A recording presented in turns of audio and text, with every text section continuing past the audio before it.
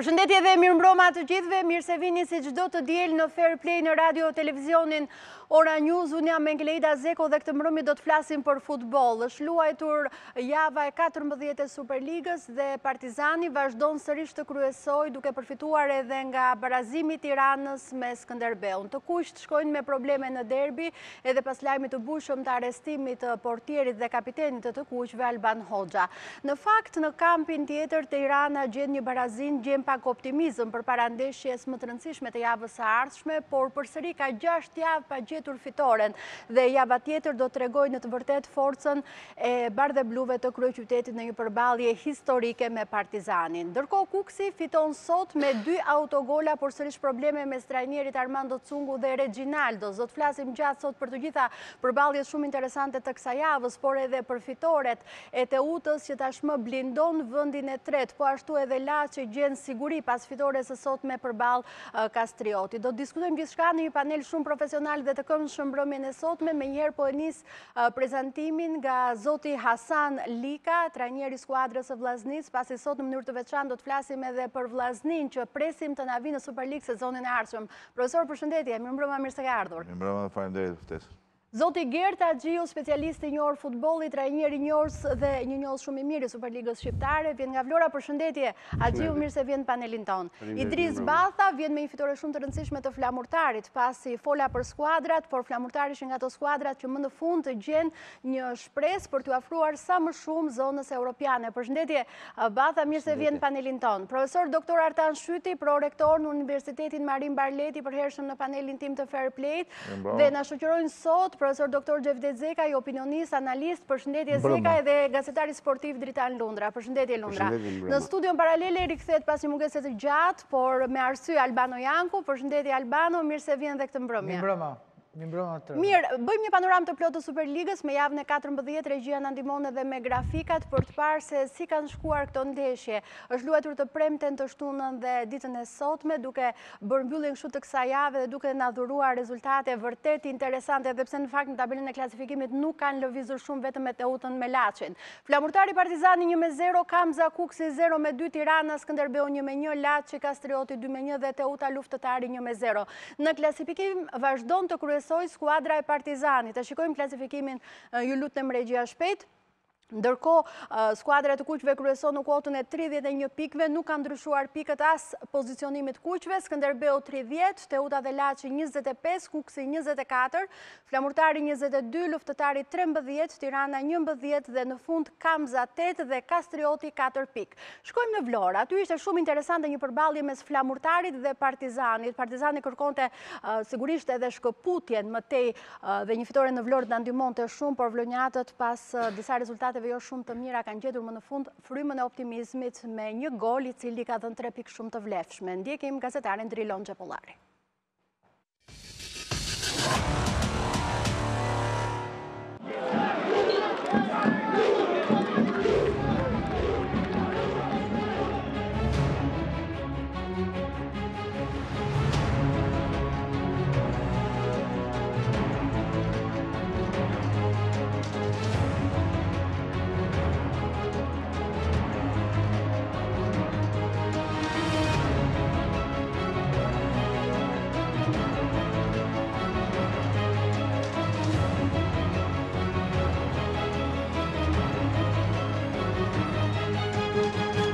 Flamurtari tregon muskujt në Vlorë duke mundur Partizanin 1-0 në një ndeshje mjaft të bukur. Ndërprerja e kampionatit ndikoi pozitivisht e vlonjatët që në fushë kishin edhe një armë më shumë. Elton Kale ishte titullar edhe pse në 4 muajt e fundit nuk ka luajtur asnjë minutë. Megjithatë, kjo nuk e pengoi të tregonte klasin e tij, duke qenë një kërcënim serioz në çdo inkursion. 45 minutat e para Flamurtari dominoi kundërshtarin, ndërsa në gjysmën e dytë administroi lojën duke ndalur sulmet e Partizanit. Ndeshja nisi me kuqezin më kërkues, duke ushtruar presion mbi kundërshtarin. Vendasit kërcënojnë me Kale pas 7 minutash lojë. Sulmuesi provon nga brenda zonës por nuk ka saktësi. 2 minuta më vonë braziliani jep një krosim të shkëlqyer për Bushić, i cili me kokë nuk fal duke mposhtur portierin Xhika. 9 minuta i mjaftuan numrit 9 për të ndezur stadiumin Flamurtari. Në avantazh gjithçka bëhet më lehtë për kuqezin që kërkojnë të mbyllin ndeshjen. Në të 18-ën Useni ka një mundësi të mirë pas pasimit të Bushić, por Gjika pret pa vështirësi. Partizani kërcënoi seriozisht portën e Koliçit pas 36 minutash lojë.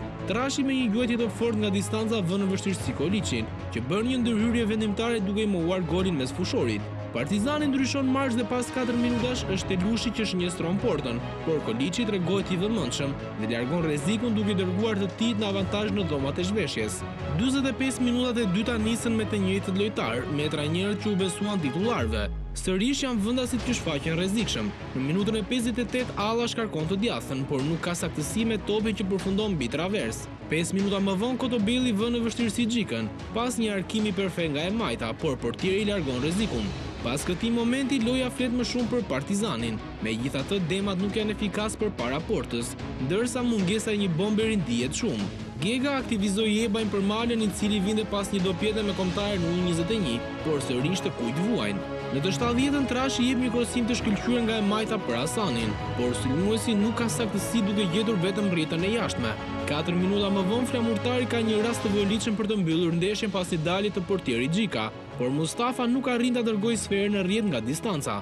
Pas një aksioni të shpejtë, Hassani rrëzohet në zonë në minutën e 75 dhe kërkon 11 metrash. Të kujt protestojnë për penalti pas një prekje të topit me dorë nga Pollozhani, por gjyqtari Enea Jorgji vazhdon lojën. Miq tregojnë më tepër freski fizike, ndërsa te vendasit ndihet lodhja.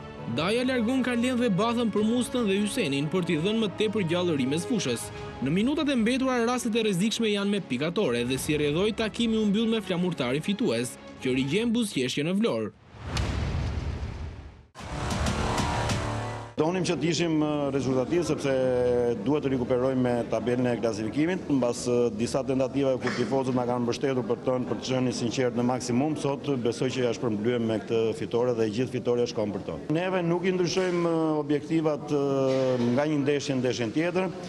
Neve duhet të shohim gjatë gjithë kohës që të rikuperojmë dhe të pozicionohemi hap pas hapi më mirë në tabelën e klasifikimit për të parë pastaj në fund fare për të bërë llogaritë se ku do të shkojë ky flamurtar.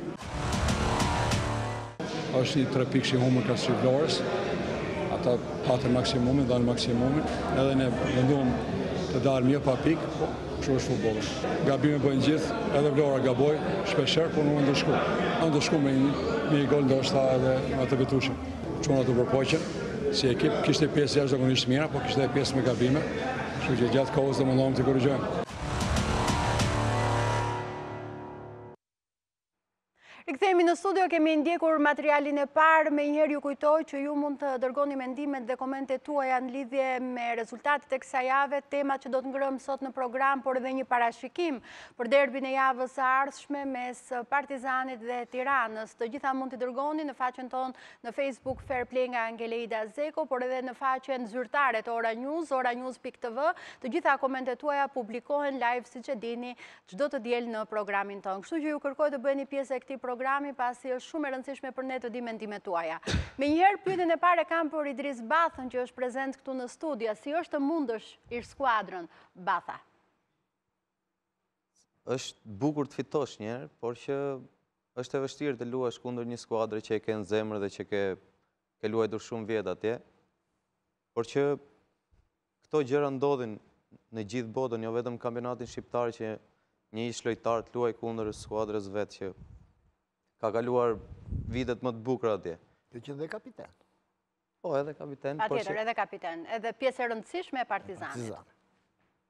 Megjithatë me ngjyrën nuk e ndryshuar, nga e kuqja tek e kuqja ke shkuar. Jo, ne luajmë me të zezë tani në Vlorë. Jo, them si simbol tradicional. Okej, të kuqen e ka flamurtari. Si është atmosfera në Vlorë dhe ka ndikuar do pak të rezultatet e disa jave të cilat nuk kanë qenë shumë të pëlqyeshme? Në fakt në Vlorë është, me qenë se më pyetet dhe për Partizanin, ka pak diferencë atmosfera, nuk është ai presioni që është në Tiranë, për shembull te Partizani. Njerëzit sigurisht kanë vënë re që qytetarët e Vlorës më shumë janë të apasionuar për lojën e bukur sesa për pikët e skuadrës. Nëse ekipi luan bukur, ata nuk e kanë problem nëse ekipi humbet, si të thuash.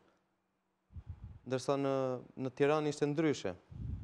Kjo është diçka që të kënaq, edhe Përderisa ekipi tani po luan mirë, njerëzit janë të kënaqur, edhe neve po marrim pikët, shpresoj që ti arrim ti kënaqim dhe ata tifozët që na vinë në stadium. Megjithatë te Partizani duket sikur ka ndryshuar pak situata tani me ardhjen e Skënder Gegës. Do të pëlqente të ishe prapë te kjo skuadër që tani e shikon ndryshe kampionatin, ndryshe rivalitetin. Gjithçka e shikon ndryshe, është diskutuar, besoj e ke parë edhe nga jashtë. Normal, te Partizani nuk është se kanë bërë shumë ndryshime për sa i përket lojtarëve, shumë pak janë afruar, 2-3 lojtarë. Edhe trajneri normalisht është i ri, trajneri kur ndrohet ka të mira dhe të këqijat e veta. Deri tani trajneri Skënder Gega po ecën mirë. Normalisht edhe ekipin e gjeti gati, të dy kanë vlerat e veta. Sigurisht që Partizani është ekipi i momentit, por që jam i kënaqur edhe në Vlorë. Profesor Lika, si e shikon këtë sezon Partizani në krye? Je optimist për të ardhmen dhe vërtimësinë e kësaj skuadre dhe rivalitetit me Flamurtarin duke u referuar këtij takimi? Edhe se nuk është e ndjek shumë. Por sepse kur luajnë për shkak të impenjimeve, kuptoj. Luajmë dhe ne me fjalën në të njëjtën orë apo. Por disa ndeshje sigurisht që kam ndjekur dhe mendoj se Partizani është në rrugë të mirë. Mënyra se si ka luajtur ka qenë shumë i ekuilibruar si skuadër, ka shfaq i nivel mirë të futbollit, sigurisht ndryshimet kanë qenë për mirë. Gega mendoj se ka drejtuar apo sistemi mirë ka menaxhuar mirë situatën tek skuadra si në aspektin e përgatitimit psikologjike, pa edhe në aspektin teknik dhe mendoj se Partizani është më i fortë apo më i qëndrueshëm se sa viti i kaluar. Në ecurinë e tij gjatë gjithë ecurisë ka është po ai, po me qëndrueshmëri më të mirë si në lojë ashtu dhe në rezultat dhe kjo është pozitive. Ka qetësi, ka më përmbajtje, nuk ka eufori, nuk ka të thush futbollista që tregojnë që jemi ne këtu me vel, po është klubi mbi gjitha, kjo është gjë shumë e mirë. Dhe kjo po funksionon, por një ndeshje si Flamurtari Partizani meriton të ishte një ndeshje e bukur dhe ashtu ishte. Po, është e vërtet, pritshmëritë ishin të mëdha realisht, po edhe nga ana teknike pam goxha element pozitiv nga dy skuadra, por sidomos nga Flamurtari, që për të qenë pak në terma teknik, që në pamjet parë dukesh një superioritet numerik në mes fushës, në mes fushë me 3, Flamurtari, Partizani me Ilën dhe me Telushin, që aty kishte një superioritet, por zakonisht dy mësueshorët ansor, Hasani edhe Mala, që e krijojnë superioritet numerik nëpërmjet një kundër njëshit, për fat keq të Partizanit nuk kishin ditën e tyre më të mirë, aq më tepër që Mala me s'kishte formacion ishte në dyshim deri në momentet e fundit për të aktivizuar. Flamurtari në krahun e majt të vet pati një asimetri pothuajse gjatë pjesën më të madhe të kohës, ku mbi vendosjet e Kotobellit të shpeshta vendosin nga brenda e kales dhe shpeshherë nga qendra Majtas edhe Batha, që vinte nga vjet dytë, ishte lojtari që prishte shumë rreshtimet te skuadra e Partizanit. Partizani u vu shumë vështirësi. Ishte më superior Flamurtari në çdo drejtim në aspektin tekniko-taktik? Në pjesën 45 minuta e para po. E vuri shumë vështirësi, nuk la e person lart, duke ditur shumë mirë, duke ditur kapacitetin tekniko-daja, që jam i sigurt të dy teknikët e kanë studiuar kundërshtar njëri tjetrin, por duke ditur që dy qendrat e mbrojtjes Partizani nuk është se kanë armë të fortë pasin dhe të virë në vështirësinë, nëse janë në presion. U bllokuan dy mësueshorët Telushi dhe Ila, i mbajtën luajtën shumë poshtë, vetëm Ila kishte tendenca për të ngritur lart dhe doli goli shumë shpejt, dha entuziazëm, loja ka qenë në ritëm mbi mesatar. Kjo bëri që në pjesën e dytë për asaj Flamurtari, duke pas parasysh që Torasa nuk të garanton 90 minuta, Kale ka luajtur shumë pak. Dhe lojtarët e tjerë, edhe vetë Batha që u zvendësua sepse shpenzoi shumë, bëri që Partizani duke pas me energji, me freski, të merrte e përsi territoriale, por jo të ishte konkrete dhe lëvizje pasaj ndërimet që u bën të gjitha. Çfarë mungoi për të shënuar Partizanit? Partizanit i mungoi, për mua ka qenë lojtari negativ, të themi në thonjza që pengoi manovrën sulmuese të Partizanit ka qenë Mensa. Sepse ashtu si ka menduar, ashtu si kemi parë të Partizanit në ndeshjet e tjera, ku si jepte asnjëri pikë referimi, Treshe Majt sulmin Mala, Hasani, Bardhi dhe Mensa. Mensa ishte një inekzistent në fushë, nuk bëri të paktën televizë pa top të krijonte hapësira. Bardhi u pozicionua si sulmues i parë, ndërkohë që realisht është një 9 që themi falso, dhe ishte shumë lehtë në markim nga dy stoprat e flamurtarit. Marlaj dhe Hasani nuk kemi parë asnjëherë 1-1, që në çdo ndeshje ata kanë vertikalizuar, kanë çpuar, kanë goditur, edhe kanë shënuar. Besoj që ky ishte ngërçi në vijën sulmuese.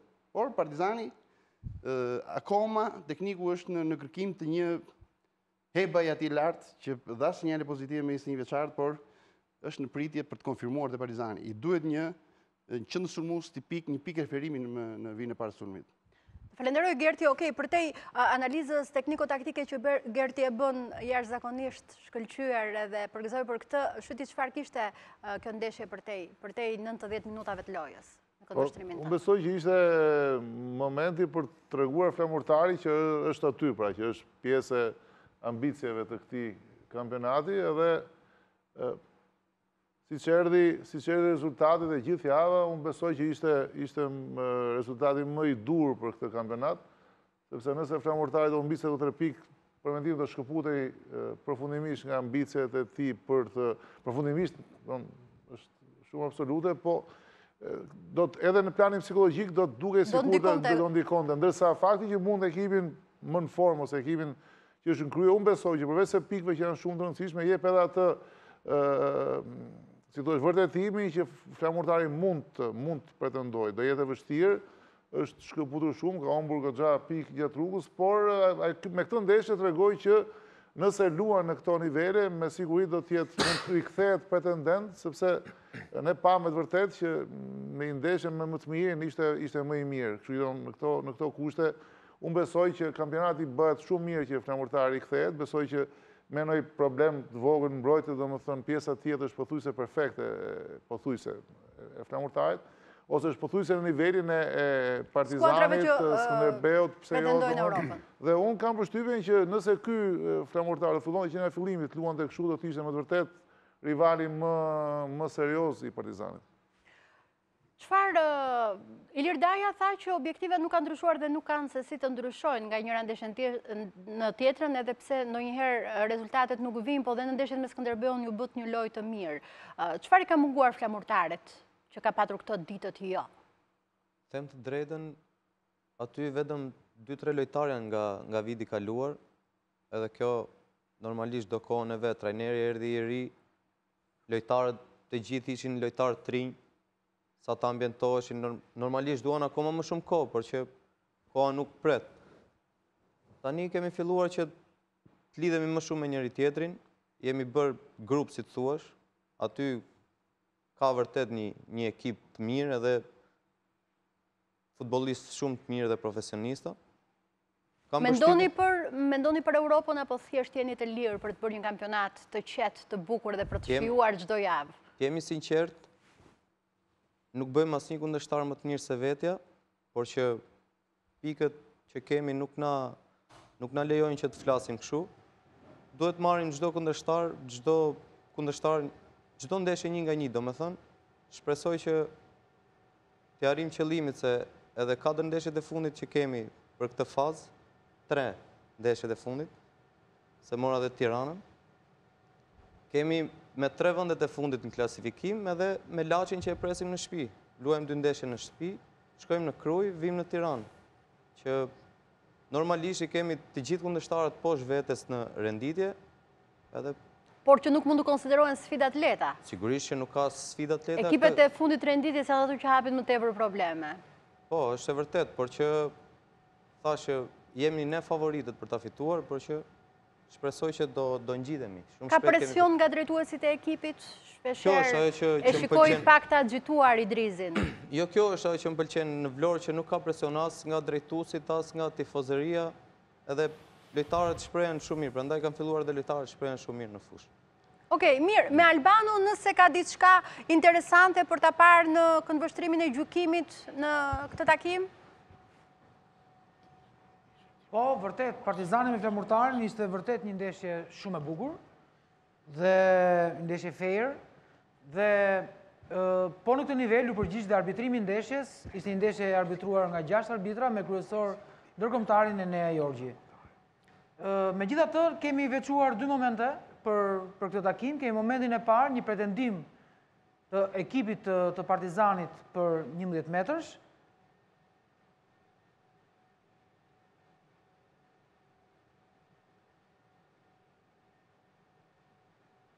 Është minuta e 75.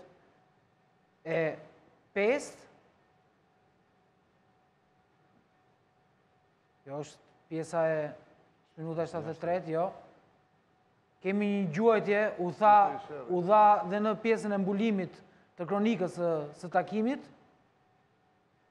Një gjuajtje nga krau i djathtë dhe topi bie në dorën e Polozhanit, por do ta shikojmë që nuk është ky moment, ju lutem.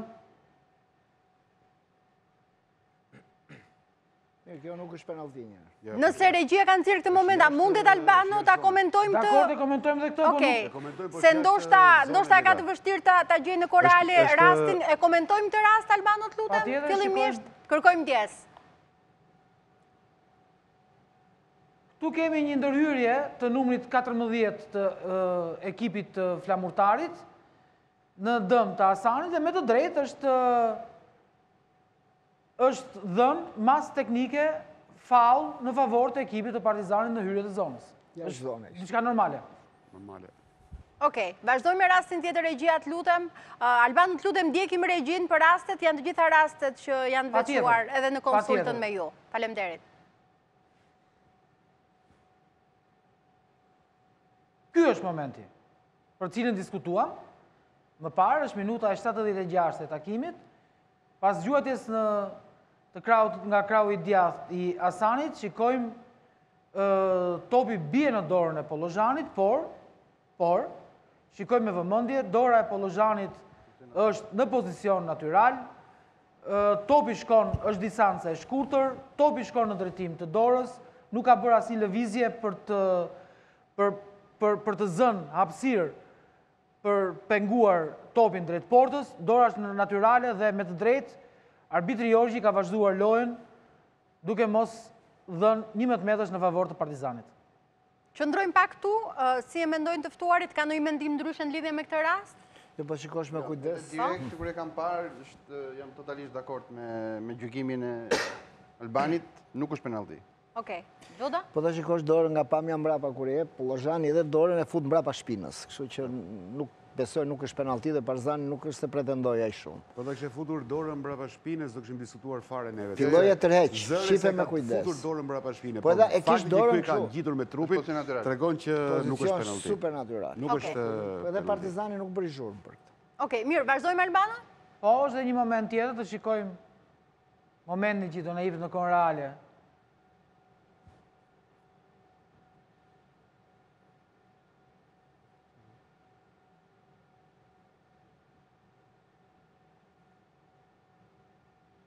Është loja e vazhduar. Kemi Bathën aty, nuk kemi absolutisht asnjë lloj ndërhyrje të gabuar të Bathës. Këtë e diskutuam, është një moment që kemi një karton në minutën e 85, një karton të verë të Allës. Vazhdojmë regjia me një moment tjetër, është një moment që e diskutuam këtë. Vazhdojmë me radhën e... Është minuta 85, kemi një karton të verë të Allës, pas një inkursionit përsëri në krahun e djathtë të Partizanit. Në momentin e parë u duk sikur Alla oqi topin, por duke e parë shikojmë një veprim shumë të drejtë të arbitrit Jorgji. Ka ndërhyrë në këmbët e lojtarit të Partizanit dhe duke bërë dhe ka qenë një sulm premtues në krahun e djathtë të Partizanit dhe përveç masës teknike faul, me të drejtë Jorgji ka dhënë dhe karton e verdhë për mbrojtësin Alla. Ajo është në minutën e 85. Këtu ka dhënë karton për hirën këtu. Megjithatë, ishte një ndeshje e mirë arbitruar, e mirë menaxhuar në të gjitha drejtimet dhe arbitrimi u përgjigj vërtet këtij takimi që vërtet ishte një takim takimi bukur me pak ndërprerje dhe pati ritëm nga të dy ekipet. Të falenderoj Albano për komentin, të kërkojmë dje sot ndoshta me pak konfuzion për shkak të planeve jo në kohë reale.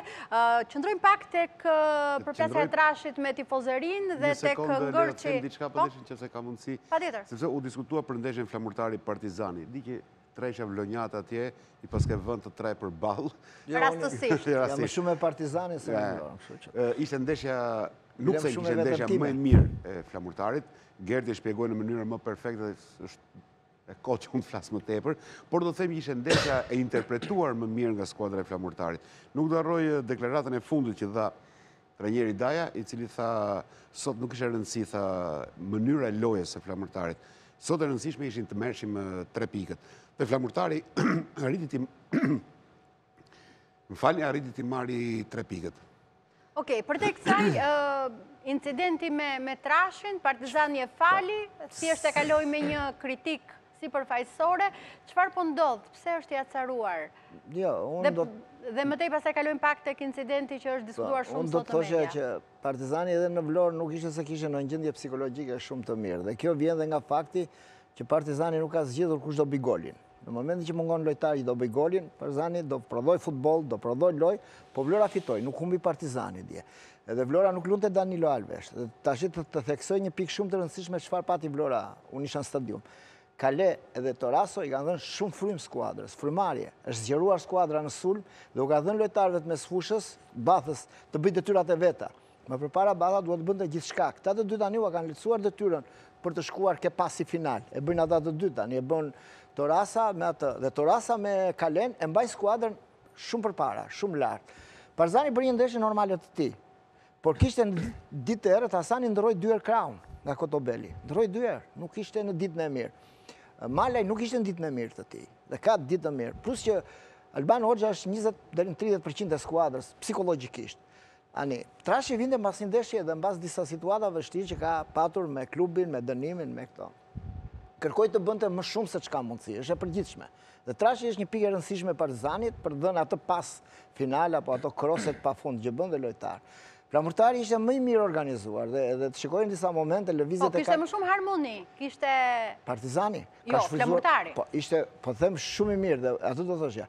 Ka parë disa aksione shumë të bukura nga Flamurtari dje, që kishte, domethënë, si thua filozofia e Dajës, po shprehet, na lojnë me shumë takime duke shkuar afër asaj Dinamos vjetra apo Flamurtarit Real me shumë pasime, ka shmangur ato lojrat. Pavarësisht se Daja pretendon tani dua skuadër në mbrojtje dhe me kundërsulm nuk jam i kënaqur dha me mbrojtjen. Alla po ngrihet, që është garanci për mbrojtjen. Nuk është me Alla që ka qenë herë të fundit, është thyer nga dëmtimi, por nuk është në kondicionin 100% mendoj me atë që pash në Vlorë. Po Kaleja i ka dhënë shumë luks. Okej. Mendon se acarimi i trashit vjen nga Partizani një fjalë se më. Partizani kishte një problem shumë të madh. Skuadra duke ndjerë që sepse bëri rreth 60 minuta ka qenë superior Partizani, ka zhvilluar futboll më shumë, më kërkim të golit. Por që tham, jo, nuk the gjë. Por Partizani ka zhvilluar më shumë lojë në sulm. Ne që ishim stadium. Problemi ishte që Partizani kur s'ke kush do bëj golin, fillon prishet gjithë historia më tan mbrapa dhe po e përsëris Alban Hoxha i prish shumë në gjendjen psikologjike të skuadrës. E lë mbrojtjen pak më tallakatur se ç'duhet. Jo, sepse Batha tha diçka. Batha tha diçka shumë interesante që jemi në një ambient shumë të qetë, nuk na kërkohet me ngulmë fitore. Publiku vlonjat kënaqet kur skuadra e Flamurtarit luan mirë, po edhe nuk fiton.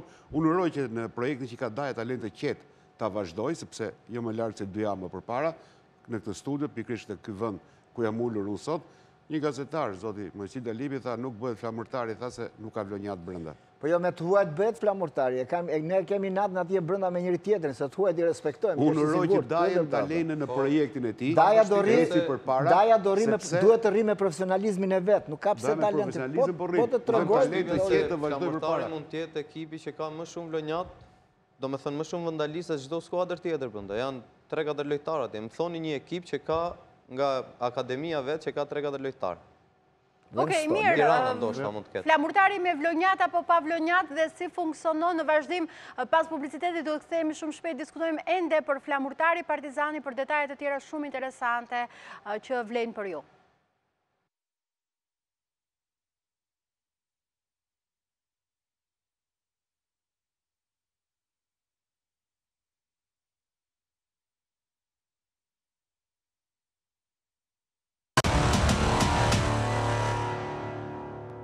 Rikthehemi në studio, po flasim për flamurtari Partizani, vazhdojmë diskutimin shyti për vlonjatët e Vlorës dhe...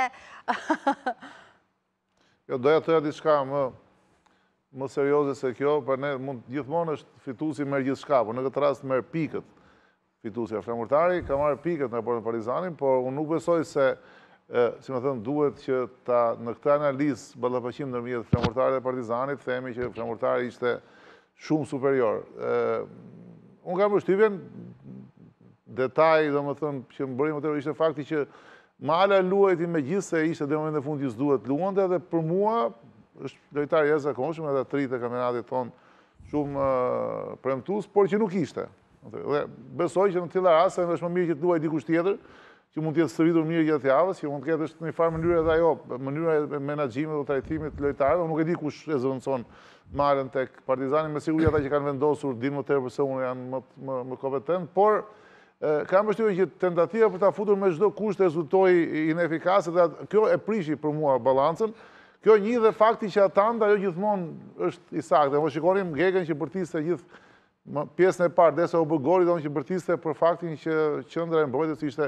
Pra kjo e bëri diferencë. Pjesa tjetër ishte dy ekipe të ekuilibruara, një futboll duhet të jetë shumë i bukur, pra edhe jo kënaqësia se tjetër gjë se i duam pikët e ekipet, ne duam të shikojmë futboll, ata që duan të shikojmë futboll, dhe unë besoj që në këtë fundjavë ishte një nga ndeshjet e bukura për tu parë dhe me siguri domethënë janë kënaqur gjithë. Unë jam dakord me Batën që domethënë është ambient interesant flamurtari, por kam përshtypjen që në ato që thoshte Bata sigur nuk e njoh atë Vlorën që di unë, meqense vi edhe prandaj nuk janë aq si thua shturt kur nuk i shkojmë punës siç duhet, kështu që shikojmë rrugës se do ndodhi, unë shpresoj të jetë ashtu, për mua një nga problemet i flamurtarit. Bata që kanë parë më keq në Tiranë. Mbase aty duket është e vërtet sepse domethënë duke qenë djali Tiranë dhe natyrisht Partizani ka shumë më tepër ka pas shumë të tepër probleme. Tifozeria ka shumë të tepër ndikim. Por të vazhduar atë që ju pyetët, pikërisht ky lloj, kjo ideja që nuk bëhet flamurtarin e kishim këtu më si unë e bëm debat, edhe besoj se kam ndryshuar pak mendim mas kësaj fitoreje. Ky është një problem i ka përcyer. Unë jam dakord që dalin 3, por kam përshtypjen specialistë e futbollit dinë mirë që një 18 vjeçar për të bërë që të luajë në ekipin në superiore, i duhet një periudhë ndërmjetme të cilën nuk mund ta gjej duke ndënjur, nuk mund mbushet flamurtari me lojtarë rezervë që janë pritje. Natyrisht 2, 3, 4 mund të jenë. Çështje politike, nëse klubi vendos dalin në kupa nuk dilet me 3.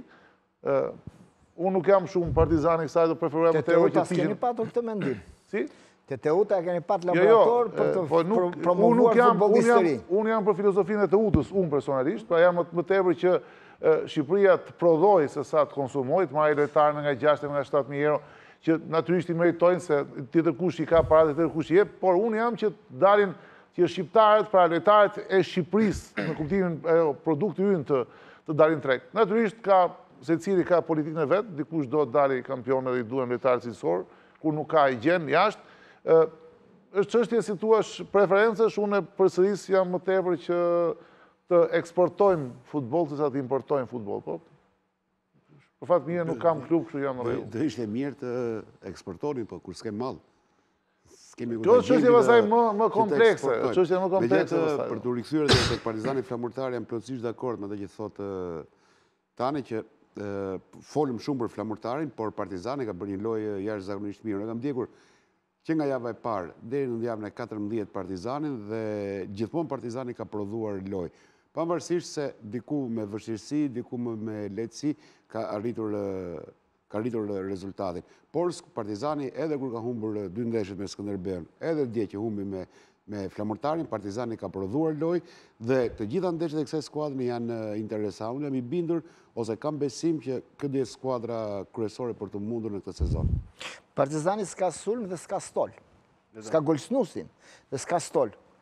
Prandaj dhe këto kush është golçnusi që ka Vlora. Jo, në kampionatin tonë. Kush është që ka Tirana ka 2. Vllaznia apo është kategori të parë Vllaznia. Jo, kush janë tjerë që po ka Reginaldo. Ke Korça, ke edhe John, edhe atë tjetrin. ke Teuta, ke Latifin. Kanë një të paktën kanë një kështu orientim për të bërë lojtarin golshnus. Partizani dhe Cardozo është i sëmur, do me s'ka hyrë në stërvitje fare, dhe Partizani e di vetë që nuk ka, dhe kjo është problem. Edhe Stolin e ka Koten, edhe 2 futbollistë tjerë. Në Vlorë jam dakord me ju totalisht, edhe besoj Asani do të ma përkraj njërë, pavarësisht se marrë guximin të jap mendime, por ishe shumë mirë Kalari mbrojtës, edhe Trashi të vazhdojnë të sulmin, dhe Asani, aji male të rindën sot. Okej, mirë, me qënë se për mund të të bojësion dhe çështjen e vlonjatëve, kemi në lidhje të drejt për drejt telefonike, përshëndetje mirë mbrëma, Mojsi Dalipi. Në ardhe fuqishëm edhe me zërin, të mirëpresim, pak diskutime shytin dhe me dritan Lundrën për çështjen e vlonjatëve. Ke mbetur i kënaqur nga ky flamurtar pa kaq shumë vlonjat dhe nga kjo fitore? Në ratë të parë me zotin Shyti, me mikun tim të vjetër, patë një konsensus për të ndezur pak debatin, pranova unë.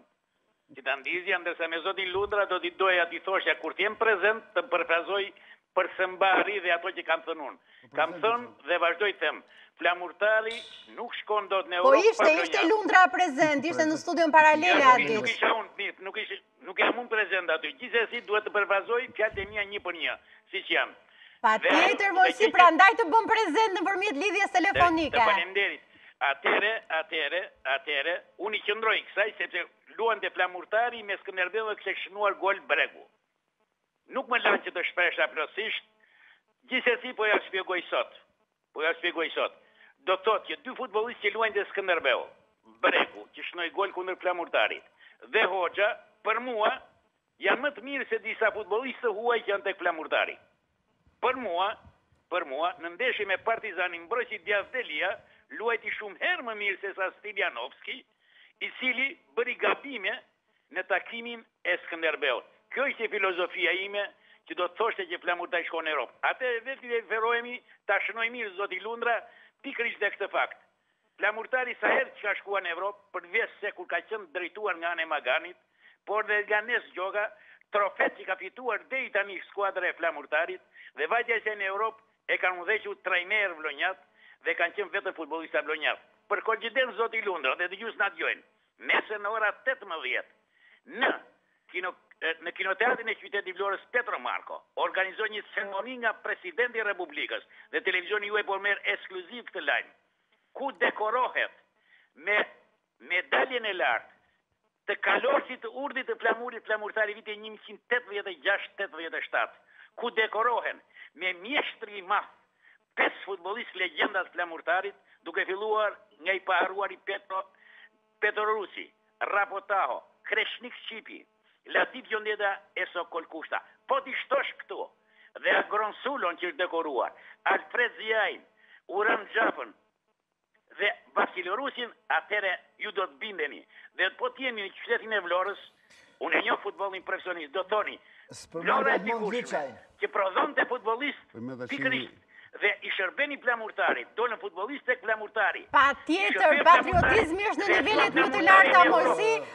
Okej, të falenderojmë edhe për informacionin dhe shumë urime, janë të gjithë ish lojtarë dhe figurat të njohura të futbollit tonë që e meritojnë gjithë shka dhe gjithë vlerësimin, po flisnin për flamurtarin e sotëm. Nuk vendos në presion, as trajnerin Daja, as kënd, por aty ku ka mundësi që futbollistë të cilët bëjnë emër tek skuadrat e tjera, është mirë të shërbejnë qytetit të tyre akademisë ku prodhohen. Ka futbollistë vlonjat shumë ka Akademia që prodhohen me para nga kontrata kurikin, kaq. Të falenderoj Mojsi, do jemi përsëri këtu bashkë në studio për ta diskutuar dhe për ta trajtuar ndoshta edhe në forma të tjera. Të përshëndes, miru takofshim në të tjera transmetime. Okej, nuk duhet ta zgjasim shumë këtë histori. Është histori shumë interesante. Nuk bëhet Vlora pa vlonjat, nuk bëhet Tirana pa tiranca. Dike keni gjuni këtë shprehje, ason e ndi shumë mirë. Po të shifësha ekipin e futbollit të Tiranës. Te Gjermania perndimore në kontari janë katët huaj u burë, jo kështu. Ekipin e futbollit të Tiranës 8-10, nuk ishte mund gjej një ose 2 tiranca sulmemën, nuk tjerë s'kishte. Lekbello Korçar, Minga Korçar, Kola ishte nga...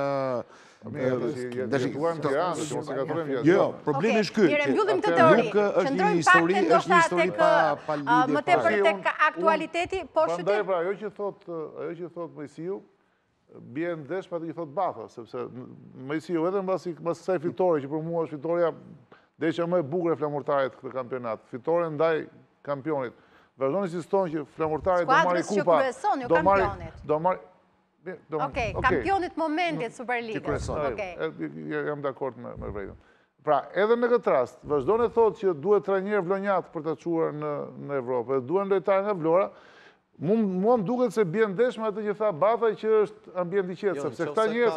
Në qoftë se ka një të mirë që kanë të rinë të Vlorës sot, është që trajneri flamurtarit është Ilir Daja, sepse dihet botrish që është i dhënë pas çunave të ri, edhe unë vetë në fillim me këtë trajner kam luajtur.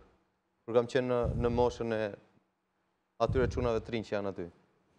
Problemi madh, unë besoj që kjo lloj mentaliteti është duhet ka përcyer don. Diskutimi për mos treguar bashkë me Mojsiu në një linjë që të dukemi lokalist. Vlora ka ekipë zinxhir të shëndosha. Çdo vit është sistematikisht në finalet të U17-s, U19-s. Një skuadër me 18 lojtarë, minimalisht 3 lojtarë cilësori, kanë skuadër kur shkon deri në finale. Logjika ime, unë nuk është se jam kundër, unë jam kundër, para disa vitesh kam qenë kundër nga 4 të beshin 7 të huaj, për mua... Ajo patjetër është ekstrem. Po pra, është kërkuar për të bërë me 7, kam qenë totalisht kundër, biles, unë jam për 3, të shkoj në rënje numrit, të ketë merkato brenda Shqipërisë, jam dakord, por në momentin që shpenzojnë shifra, nuk jenë në Evropë, kur ti shumë bukur, me pak shpenzime, mund të jesh sërish në një të pozicione me element tënd, ndërkohë që dhe promovon dhe rregullon dhe bilancet. Logjika e biznesi. Por, në momentin si vjetë, deri diku, është për të parë dhe kjo, sepse jemi akoma në gjysmë e kampionatit, merr një trajner fitus, kampioni fuqi. Merr ka bëri merkatot, themi deri tani, sepse çdo vit është thënë që gjithmonë ka bërë merkatot deri në dhjetor, pastaj në dalin, pastaj bëhet merkato tjetër në janar. Deri tani, ka pas luatjet e veta, flamurtari, mos harrojmë që ndeshjen me Kamzën që duke fituar, domethënë janë 2 pikë të hedhura dëm, është barazuar minutën e fundit, ishte ajo ishte fatkeqësi realisht, sepse ishte edhe një karambol. Okej, janë të drejtat e futbollit këto momente dramatike her pas here. Me Partizanin u tregua pjesën më të madhe superior. Me Skënderbeun ka bërë një ndeshje shumë të mirë me një gol kontestuar, gol të shënuar nga flamurtari që dhe shof, mungon Bicaj, mungon Veliu, mungon Siljanovski, mungon Alvesh. Dhe shikon, kontingjenti shikon formacionin e flamurtarit me lojtar plot dhe cilësor. Do thotë që brumi si vjet është i mirë. Është për të parë, janë dhe faktorët e tjerë që përbëjnë, plotësojnë dhe anën teknike. Urojmë që të shkojnë në një linjë dhe si vjet të paktën të shohim flamurtarin në Evropë. Por në rast se logjika ime nuk investojnë shifra, nuk shkohet në Evropë, atëherë minus bilanç do vit. Ju takon drejtuesve për të parë bilancet dhe mënyrën e funksionimit. Kemi parë me teknikun ndaje, kemi parë dhe element vlonjat, janë aktivizuar në Tiranë, 2 lojtarë me çka i kam ndjekur që janë futur, një 17 vjeçar, një 18 vjeçar që kanë lozur, plus aty janë Hyseni, Delia, janë lojtarë vlonjat, Veliu, por unë personalisht, duke ditur që çdo vit ka lojtarë cilësor nga moshat, duan kohën e tyre, jam dakord, por duke qenë pranë skuadrës, duke marrë minutazhin e tyre, Vlora nuk e ka luksin sepse nuk është krijuar, nuk është shumë larg nga skuadra dhe të jap minutat e këtyre, sepse çdo ndeshje e ka luftë, por ne si vlonjat e dëshirojmë që të kemi sa më shumë në skuadër. Është një dëshirë që funksionon. Mirë, qëndrojmë pak tek çështja dhe tek lajmi i bujshëm që në fakt i habitit të gjithë sot për çështjen e arrestimit të portierit Partizanit dhe kapitenit të kuqve Alban Hoxha. Ai vazhdon të jetë në masën e arrestit. Ditën e martë në fakt do të jepet masa përfundimtare për të. Masa ndalimit, ditën e martë, të shohim çfarë do të ndodhi, por përpara derbit është një lajm shumë i keq për Partizanin. Lajm i keq është, por nuk është një gjë obobot që ka ndodhur. Po të hapësh sajtet e internetit gjen çdo ditë lajme që sportist, Ronaldo jo ky Cristiano sepse ky është robot, po fenomeni, herë në 2 javë ka pe ideur makinë, Balotelli ka bërë kush e di se sa po marë emra futbolistësh. Po këta janë në kontingjentit në futbolistëve problematik, Albani nuk është i tillë. Nuk më duket se Albani ka bërë kataklizmo, është gjetur me sasi më tepër se ç'duhet alkooli, jo se ka qenë i dehur, sepse ne kemi këtë ka qenë i dehur. Ka pasur konsum alkooli më tepër se sa norma e lejuar. Do rri të martën i kanë lënë masën e ndalimit dhe do dali dhe s'ka si gjë të keqe. S'ka si gjë për të kujën. Nga 0,35 dhe 0,5 do kështë qenë shumë njerëzore, shumë popullore, që ta kishin ndaluar, të kishin dhënë një taksia të shkonte shtëpi një sportistit nivelit ti, kapitenit të një ekipi të rëndësishëm, lojtar, personalitet. Lojtari kombëtarës. Ajo që ka bërë policia për mendimin tim është gabim, edhe për faktin sepse ne po shohim që po dalin, po kalojnë pa prekur gjëra më të rëndësishme, gjëra më të rënda në këtë vend. Edhe diskutojmë tash për një personalitet për mua, sepse futbollin këta njerëz e bëjnë, e këta duhet i respektojmë, edhe nuk besoj se është shumë e këndshme që flasësh për një gabim, e dim se çfarë do të thonë 0,5, 0,5 mund të jenë. Kjo përbën lajm sepse është Alban Hoxha, sepse ndoshta po të ishte një futbollist tjetër, ndoshta nuk do diskutojmë fare. Ta mbaroj të them që unë besoj që pikërisht sepse është Alban Hoxha dhe shokët e tij apo njerëz të këtij niveli duhen trajtuar pak më ndryshe, duhen respektuar më tepër për atë që kanë dhënë, për atë që japin, dhe kam përshtypjen që mund të kishte gjetur edhe forma të tjera për tu trajtuar çështja. Ka gjithmonë mundësi që brenda të njëjtës asaj dite, domethënë, ta çosh për edhe në raste emergjente, jo ta mbash deri të martën për një gjë që ka ndodhur të shtunën darkë, sepse janë problem apo djerën mëngjes. Unë kam përshtypjen që duhej trajtuar ndryshe, duhej menaxhuar ndryshe, nuk është domethënë një gabim që nuk mundet si më thënë, është e vërtet që të gjithë janë barabartë, po janë ca që duhen trajtuar pak më ndryshe, sepse ne po flasim tash, kjo gjë ju ndodh me dhjetra, me qindra njerëzve çdo fundjavë apo çdo ditë të javës. Ne po flasim për mua personalisht, unë besoj që mund të kishte qenë edhe më pak e publikuar dhe praj sa më takon besoj që nuk është mirë në sportit, nuk është mirë në futbollit që ne të trajtojmë të tilla lajme që për ju gazetarët janë mirë, për mua nuk janë personalisht. Janë të gjëra të ndryshme, kjo që thot tani me të që ka ndodhur. Në radhë parë nuk jam dakord fare që një lojtar i ekipit kombëtar, një lojtar i Partizanit e tjera të gjitha, meqense pas ka përdorur alkool më shumë se ç'duhet, nuk duhet ndaluar. Të jepet taksi shkojnë në shtëpi. Ai është qytetar i barabartë përpara ligjit dhe imagjinoni kur Michael Schumacher është dënuar dhe shkapur nga policia për shpejtësi, tejkalim shpejtësie. Imagjino kush është Alban Hoxha, mos kapet për tejkalim të dozës alkoolit. Problemi parë. Problemi dytë është, besoj se redaksia e lajmeve tuaja do japi nesër, nga kontrollet e ushtruar nga policia janë kapur 89 veta, 122 me shpejtësi, me alkool. Po pa tjetër fundjava e ka të zakonshme këtë lloj rutine informacioni. Problemi është që për bën lajm është fakti që është Alban Hoxha. Patjetër, lajmi. Ky është dhe një problem që duhet ta shikojnë vetë lojtarët, të sensibilizojnë, ta kuptojnë që janë persona publik. Dhe lajmin e bën personi publik. Privatësia e persona publik dhe neve që jemi këtu, po sidomos futbollistët, Albani duhet ta kuptonte këtë. Unë ja konsumova këti për se thosh tani. Para ligjit janë gjithë barabartë. Por në rastin e përqindjes dhe në rastin e një lojtari që ka një qytetari sjellje model pa precedent, pa gjë, është për të përgëzuar policia, se në fund fare me alkoolin që kishë pirë dhe mund të rrezikon të jetën. Pra policia është... Jemi në normat minimale, në fakt, ne kemi shumë të vogël normën në raporte dhe me vëndet e tjera. Kush ka thotë se në Shqipëri jemi tani? Kush thotë që në Shqipëri, duke e njohur që ishte Albani, nuk i kanë thënë 70, por i kanë thënë 25. Prandaj mos paragjykojmë. Nuk ja thonë do të ashtu, Gjot, nuk është ashtu. Po që është edhe kjo themi që po se unë po të m'kap mua me shpejtësi dhe në qytetar të shkret që vjen, i ka gruan e sëmur nga spitali, vjen nga fshati i polisit të Elbasanit, edhe atë do të qenë në burga i se s'ka, s'është futbollist me kombëtarin, s'është, pse? Do na vi keq për atë qytetarin. Kështu është, ligji është i barabartë, por ai do dalë shumë shpejt dhe duhet dalë. Çfarë ndikimi do të ketë ky informacion që në fakt po bën një bum mediatik pas ditën e sotme përpara derbit të ditës së premte? Ne ku ka lajm më të mirë një fundjavë se thotë Alban Hoxha e deur, Albani kështu. Natyrisht që luan, unë e thash dhe në fillim ndeshjes, Albani duam apo s'duam ne ka lojtarë që përbëjnë 10 apo 20% të skuadrës, 30% të skuadrës dhe mbrojtja bën.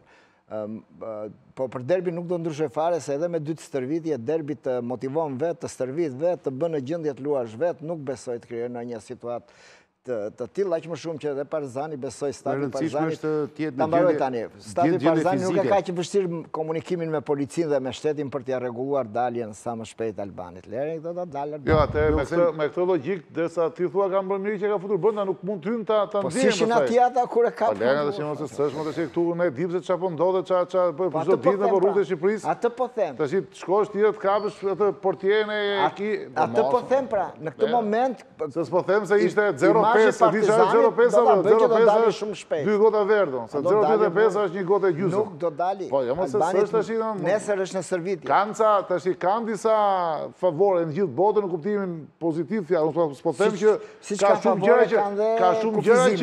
ka shumë gjëra që masa që mund të merreshin, jo ta çojnë burg. Që kupton çfarë flasim për sportistën e kombëtares, ta çosh burg me 0.55. O tani nga ditë polici lojtari kombëtares ky. Po ky është problemi që policia do të çojnë shumë tërë futboll. Se do të çojë polici futboll ta di, ai ka marrë një qytetar ka çuar ose policisë. Po ti ishte i Tiranës do flisën çikun ndryshe. Jo mos se unë s'po them. Kjo është. Po them. Tash ne po qese ti thua mua ndodh në Gjermani, po në Gjermani ndodh, prandaj në Gjermani, po se jemi në Shqipëri po them. Po mirë ne nuk po flasim çfarë bën, ne çfarë bën në Tiranës, s'ka policë në Tiranë, kështu që. Tani nësot edhe në shtu janë vrarë 26 veta, s'vajti njeri në burg. Po të si pas. Janë vrarë 26 veta, s'vajti njeri në burg. U vranë 4 veta, s'vajti njeri në burg.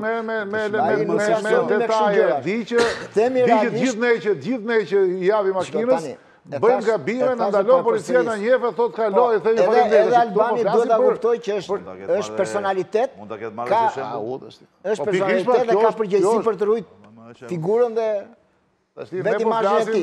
Ne po flasim këtu ai sportist. Po s'ka për fare mora skrim asgjë, është koçë zgjatë. Po çka ka bërë Albani? Ka pirë një tekë raki ta lëm këtu në mbaroj. Okej, mirë. Nga Partizani Flamurtari shkojmë në publicitet dhe më njëherë më pas shikojmë barazimin e Tiranës me Skënderbeun dhe fitoren e Teutës përballë luftëtarit. Pas publicitetit, sërish diskutim këtu në panel.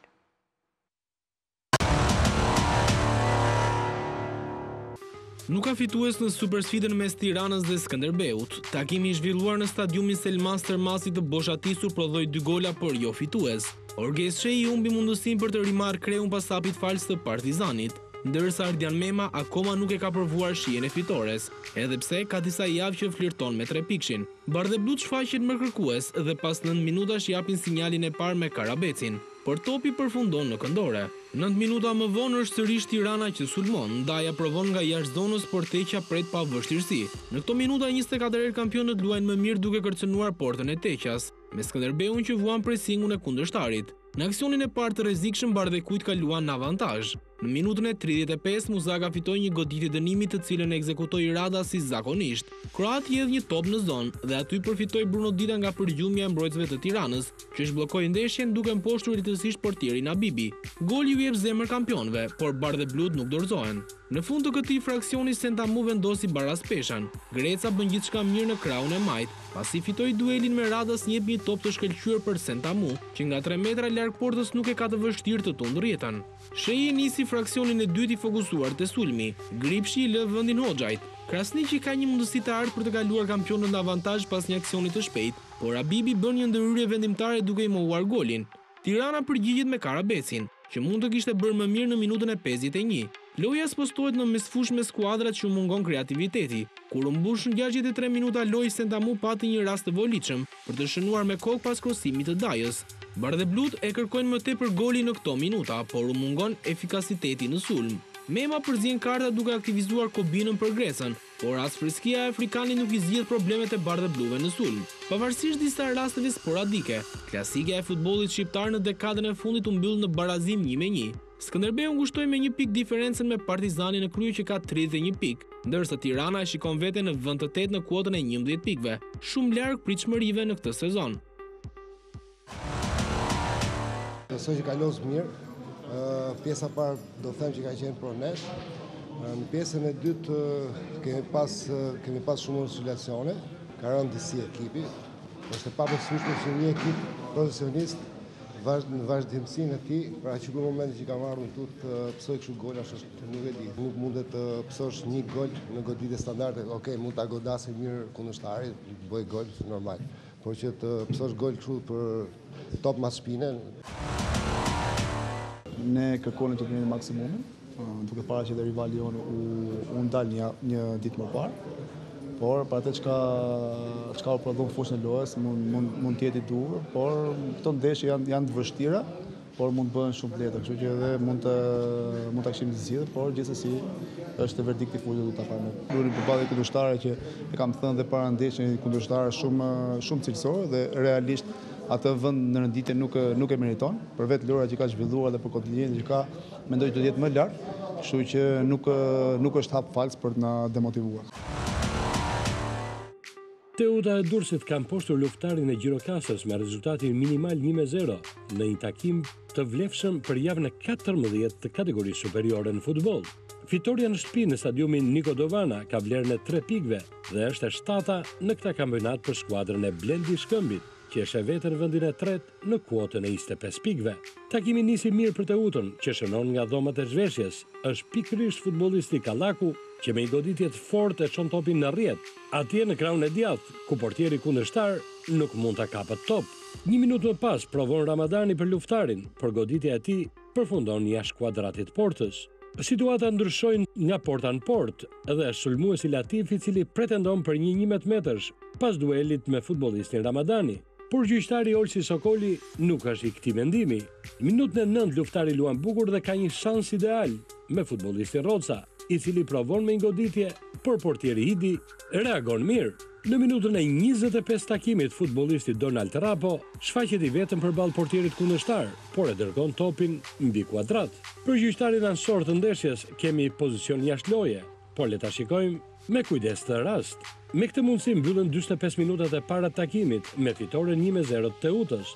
Në përsëritje vendasit futen fort dhe në minutën e 47 u mbasi një rast të mirë shënimi. Kamera shfaqet i vetëm në hyrje të zonës, por ndalet nga portieri Ruçi. Në minutën në vazhdim trajnerët bëjnë zëvendësimet përkatëse, te luftari largohet Rapo dhe në fushë është futbollisti Dunga. Ndërkohë nga ana tjetër edhe trajneri Blendi Shkëmbi largon nga fusha Abdylin dhe fut në lojë futbollistin Bicaj.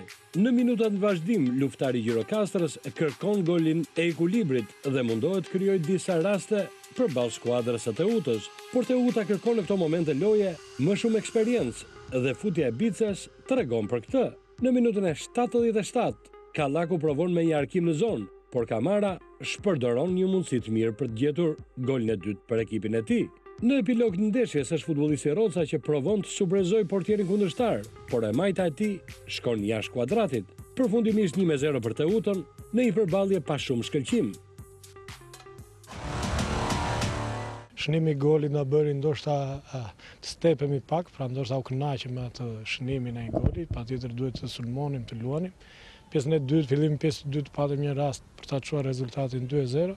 Patjetër që e rëndësishmja në fund është rezultati dhe për fat të mirë arritëm ta marrim. Me merit jemi në këtë pozicion, por e kam thënë shumë herë llogarit bëhen në fund. Patjetër që nëse ke vazhdimsi dhe pikë dhe fitore ndeshje pas ndeshje, normal që ashtu mund të vijë dhe dëshira dhe mendimi për të parë akoma më lart.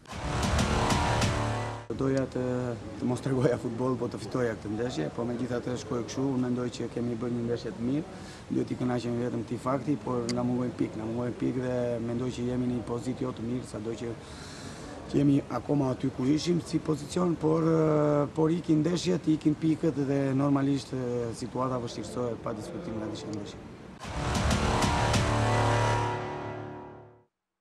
Sa i vlen Tiranës kjo pik morali për para derbit dhe si e shikon gjendjen e kësaj skuadre, profesor Lika? Ndryshe do ishte sikur të kishte humbur, kishte vazhduar rezultatet jo të mira që ka pasur, por sigurisht në barazim me Skënderbeun, skuadra që udhëheq kampionatin. Sigurisht është gjë pozitive në aspektin psikologjik dhe pavarësisht unë Tiranë disa herë kam parë dukur se meriton atë qëndrim, atë pozicion që kanë klasifikim, sepse Lori i ka zhvilluar mirë dhe shpesh herë ka bu sidomos në veprimet mbrojtëse.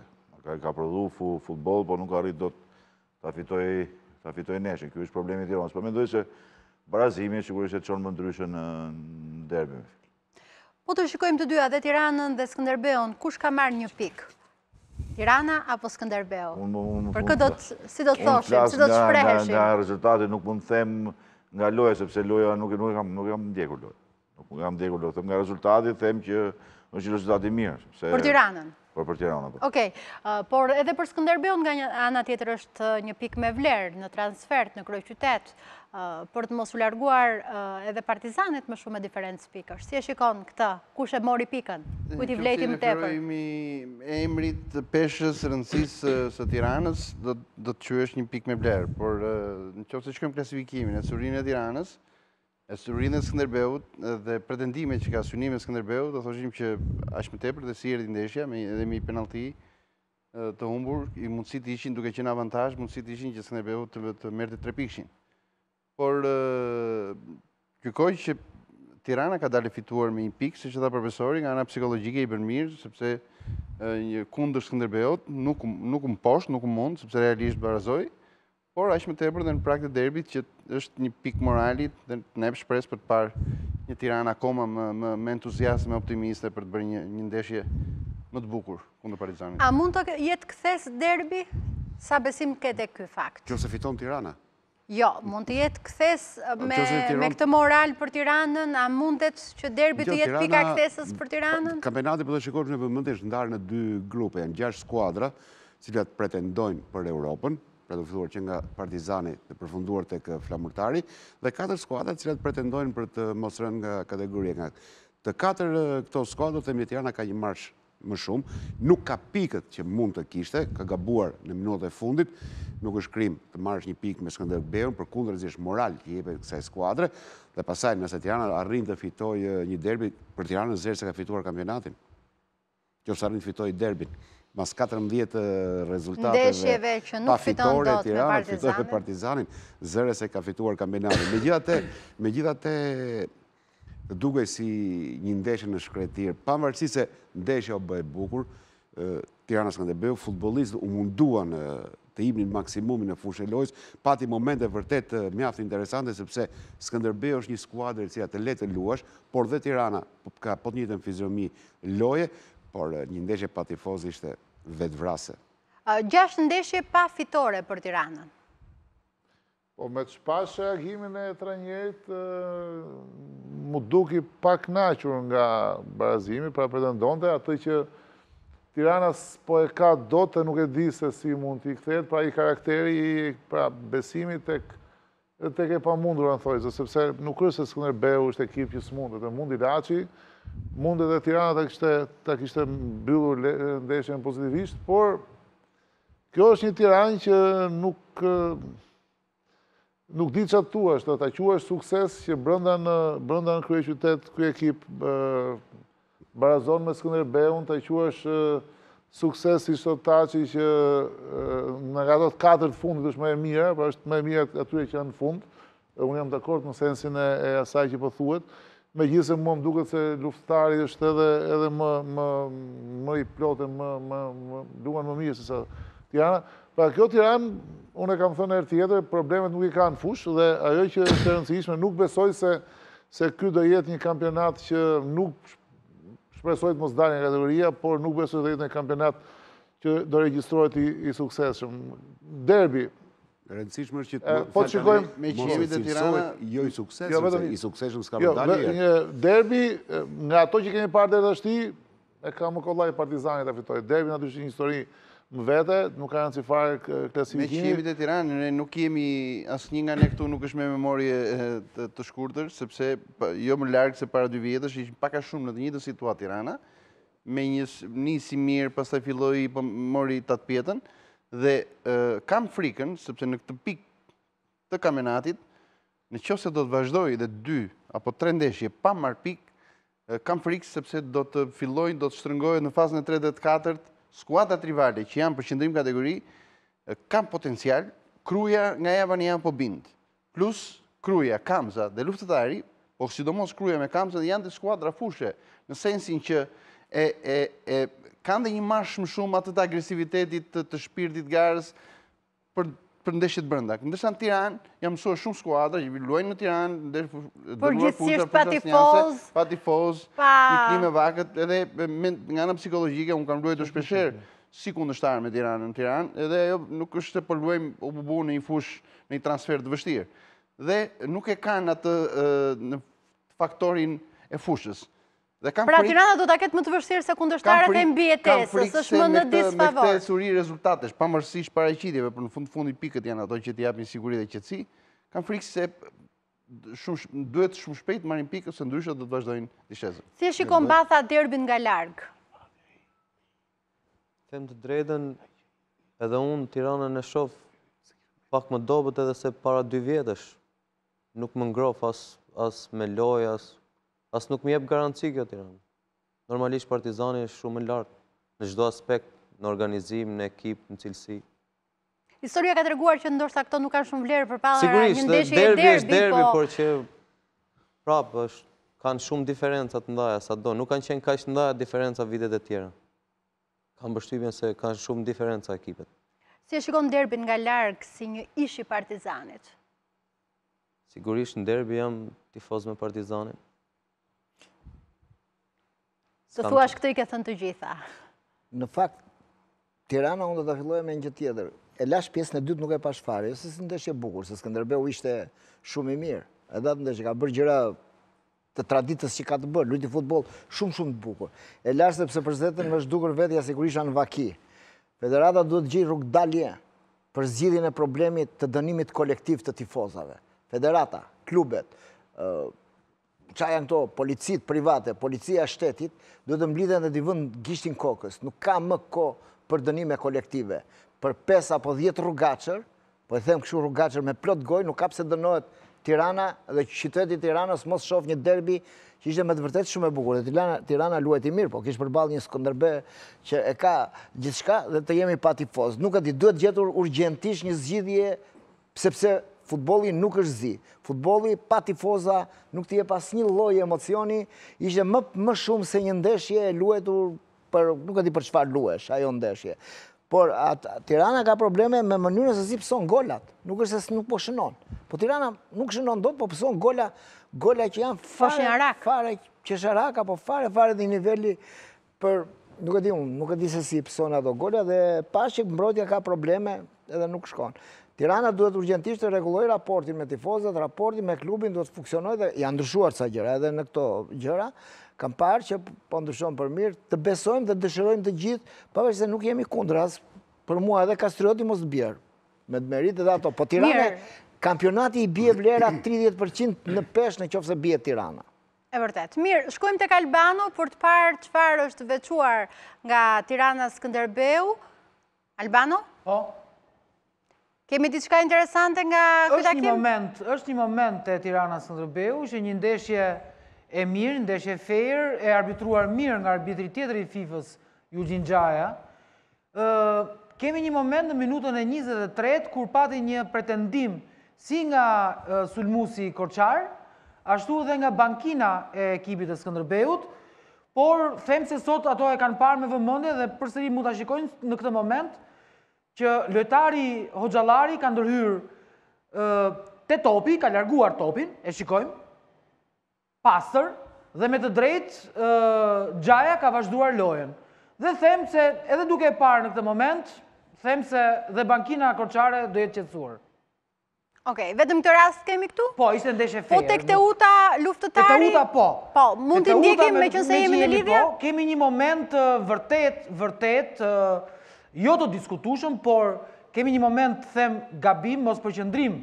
Dhe po të shikojmë me vëmendje pozicionin e asistentit të dytë, ka një plan, ishte plani pak më përpara, po ta përsërisim, shikojmë, është shumë i avancuar përpara për nga vija e 16 metrëshit, dhe me pa të drejtë ka ngritur flamurin për pozicion jashtëlojë, them është 1 metër minimumi, është brenda lojtari i luftëtarit. Fatmirësisht topi nuk shkoi në rrjet, por megjithatë është një gabim i asistentit të dytë. Okej, Albano, të falenderoj, këtë ishin rastet, besoj që kishit përzgjedhur për këto 2 takime, do të lidhemi sërisht, pasi kemi edhe 2 takime dhe luajtura sot, si e pre derbin dhe çfarë do të ketë kjo ndeshje, po e definoj me derbin, sepse për atë flitet, dhe do filloj të flitet nga ky moment e tutje. Gjë parë që uroj kësaj ndeshje, pra që quhet derbi, jetë një derbi normal, përsa i përket të dyja tifozerive të skuadrave, mos rrinë për Facebook, mos rrinë për Instagram, shovin që bëjnë ultrasit e Legias Varshavës apo të Boca Juniorsit, po të shkojnë për të mbështetur skuadrën e tyre në stadium. Në derbi shkojnë, nuk ka ankesa për derbi. Problemi është sepse mund vjen keq për dy presidentët, qoftë zotin Alili, qoftë zotin Demi, që shpesher tifozët i kërkojnë blej futbolista, dhe ata shkrejt ato lekjet për të blerë futboliste e paguajnë gjoba në Federatën Shqiptare të Futbollit. Sepse ulin dënim nga 4, kalojnë 2 javë, paguaj gjoba, 2 javë pa tifoz Tirana, 2 javë pa tifoz Partizani, 3 javë pa tifoz Tirana, 4 javë Partizani. Pra, është uroj që t'jetë një derbi shumë i bukur, përsa e përket tifozerive dhe pasaj të fitoj natyrisht unë jam me Tirana. Derbin gjithmonë e kam fituar tifozerit, të paktë në këndvështrimin tim, ka qenë gjithmonë një performancë shumë e bukur, shpresojmë, patjetër, incidentet nuk mungojnë ndonjëherë kur ka masa të tilla të mëdha njerëzish. Mirë, do të flasim pak për Teutën që në një ndeshje pa shumë shkëlqim arriti të merrte 3 pikët, bën detyrën dhe gozhdon vendin e tretë. Një gjë e habitshme kjo për të shytje apo? Jo, nuk besoj se duhet tjetë e habitshme, është natyrisht e prisje deri në këtë nivel ishte. Për mua është kënaqësi që e shoh aty, është një ekip që po luan ashtu thjesht, domethënë me një trajner të ri, me lojtar që është në vendin, unë do thoja që është në vendin që i takon, ka akoma punë për të ballafaqur me Skënderbeun dhe Partizanin, edhe Laçi është aty, pra kam përshtypjen që çka ka dhënë deri tash është në vendin që meriton dhe kështu urt, nëse si vjet shkon në kupa. Cili është ky sekreti? Urtësia është vetëm sekreti? Ose don tash nuk e kam shumë sekreti. Unë kam përshtypjen nga ajo që e njoh që është një klub serioz, një klub që lë hapësira secili për të dhënë maksimumin e tij, që i trajton lojtarët dhe natyrisht dhe stafin teknik me seriozitet, pra që këto presionet nuk ekzistojnë, ku gabimet pranohen, ku domethënë kushtet për të dhënë maksimumin janë. Unë kam përshtypjen që edhe nga përbërja si vjet nuk është grup. Ka më tepër përvojë. Ka një përvojë të konsoliduar të disa lojtarëve. Është aty, pa. Kisha menduar, besoja që është në 6 si vjet, që është në 3 natyrisht më pëlqen, sepse besoj që mas disa vitesh me probleme i takon që të rikthehet në krye të shkojnë për kupa. Profesor, ishi luftëtarit, si e shikon këtë luftëtar ku e le në një pozicion shumë të favorshëm, në një performancë të jashtëzakonshme, por lufta e mbijetesës i është përgjigjur këtij sezoni. Ke ndonjë keqardhje për largimin nga kjo skuadër apo? Ja, atë janë konsumuar të probleme, po mendoj se gjëja e parë që luftëtari duhet të bënte mas atij fillimi jo të mirë, aty rezultateve jo të mira, pavarësisht lorave që nuk është se ishin nivelit turit, do të thonë gjë e parë që të kalonte atë moment mas Realit me Zanit, do mendoj se ai ka kalu. Atë moment tash duhet që të eci përpara. Gjë më e rëndësishme e luftëtarit është që loja nuk i mungon. Dhe kjo është gjë më pozitive, ma i sa kam pa unë në disa ndë. Krasimisht me luftëtarin që patet ti? Dhe ndryshë nuk ka krasimet, nuk shkojnë ma. Ska asë një gjë kështu. Jo, shkojnë pa krasimet, profesor, sepse ai luftëtari që kishit ju bëri shumë mirë. Dhe askush nuk e kuptoi arsyen sepse duhet të ndërpritet ky bashkëpunim kaq frytdhënës. Po i bashkëpunim mbaroi sepse mbaroi kontratë. Po një trajner që arriti shumë me një skuadër, nuk shkon deri në një përfundim kontrate. Ashtu më vjen keq se akoma s'm keni kuptuar, ashtu siç morën kur shkova unë menduan se mund të shkoshi përpara. Shkuam përpara, sigurisht pastaj menduan me atë tjetrin që mund të shkoshin akoma më përpara. Nuk i shkoi mirë, si thosh patën drejt ke rasti i parë, nuk patën drejt ke rasti i dytë, sepse rezultatet janë ditë, po nuk do të thotë që nuk do të kenë rast të drejtë ke ky rasti tjetër. Siç është tash që mund të ringrihen përsëri. Kështu që me dy fjalë, diskutimet mbyllen këtu me vjen, nuk është mbaroi kontrata, trajneri ikën, vjen tjetër. Patjetër, kishte ndonjë keqardhje profesor, unë e di që ju drejtoni një skuadër tjetër tani dhe është profesionalisht. Ajo çka është më e rëndësishme është sepse mendoj se është momenti përsëri sepse nëse kujtohet edhe ne vjet në këtë moment kemi filluar ecën përpara me ardhen tuaj. Do të thuaj se është e njëjta situatë sepse shpreheshim lojë dhe nuk merreshim rezultate. Pastaj sigurisht erdhi dhe rezultat. Profesor, nuk mendoj se është me konsumuar, sepse është rasti për të folur edhe për trajner shqiptar dhe trajner të huaj. Pra, ju dhe Mezani rregulluat çorbën që lanë trajner të huaj, që erdhen me gjitha ato gjëra. Dhe kjo është për të rritur, domethënë për të thënë që edhe për ta parë në rangun e stafeve të ekipeve kombëtare, të pranë federatës, apo edhe vetë Panuçit në këtë, sepse me të vërtet kemi 2 breza trajnerë shumë të mirë. Jeni brezi juaj me Maganin, me Josën, me Dajën, me këtë, po është dhe brezi këtyre të rinjve që po afirmojnë në farmase, Devolli, Memeli, kush janë më tani këta të rinjë? Shkëmbi, Orges Shej. Pra, kjo është një problem që për të ullë shpenzimet, se ju paguani më pak se ata, nuk ju paguani juve se ata, inshallah jam i gabuar, për të ullë shpenzimet dhe për t'i dhënë siguri dhe futbollit që tha Gerti, që ri këtu, dhe futbollit qka. Madje Mezani është i vetëmi futbollist që me flamurtarin ka mund trajner që ka mund Skënderbeun. Vetëm Mezani e ka mund me flamurtarin Skënderbeun. Ti Gerti e ke mund në njerë, jo. Apo të sa japin flamurtarin, ti e në ngrata të flamurtarin. Nuk e duan me vlonjat. Pra, Asan... Do të komplementon profesori, sepse... A i luftëtar... E vure një në kategori me Maganin, me Josin, që ka diferenca... Ka trajnuar mua 17 vjeç. Nuk e krasova, thash brez. Për moshën dhe për gjëra. Andë profesionalet gjithë kemi Profesori, kam përshtypjen se me brez trajnerës është me Shpëtim Duron, me Starovën, me këtë lloj brezi, jo me Maganin edhe me Josën, me gjitha të, nuk ka rëndësi. Ideja ishte pozitive për profesionalizmin. Ideja që filozofia e skuadrës që ju quat atje dhe bëre, unë mendoj, se këtë doja në fakt, është vazhdon tje, dhe Mezani atë ka bërë, vetëm që ka dhënë individualitet në vetë. Pra, kontributi juaj nuk është se është mbyllur. Dhe këta të vënë mënd presidentet, që ka dhe trajnerë që dështojnë, po mbahet dhe të qoj projektin e ti deri në fund. Rasti me që për referonë nuk është rasti imi i pari, rasti imi është i përsëritshëm. Që që mos harroti se do vejnë mene, në harroj që do vejnë men këto. Po isoj do vazhdojnë. Fatkeqësisht. Ose thuj kohë dhe sa për këshume. Fatkeqësisht. Mirë. Kjo situatë, por në rasit tipë dhe them dhe jërë tjetër, mos i kalem, mbaroj kontrata dhe ju kjo punë. Kanë drejtën aty, nuk kanë... Përgjithë komunitetin apo për diskutimin që kemi bërë këtu, ka patur një keqardhje për mënyrën se si u punua dhe për rezultatet që u arritën. Është normale, kushdo që e kupton, e kritikon atë vendim.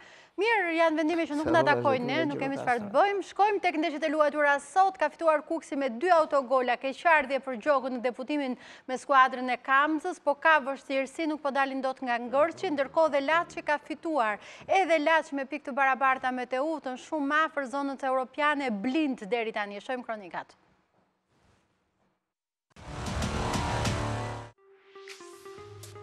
Kuksi rikthehet e fitoria në kampionat duke mposhtur 2-0 Kamzën në debutim të trajnerit Ernest Gjoka. Për ironi të fatit, takimi u vendos nga 2 lojtarët e Kamzalinjve, që shkaktuan 2 autogola brenda 3 minutash, duke ja serviru në tabaka 3 pikëshin ver lindorve.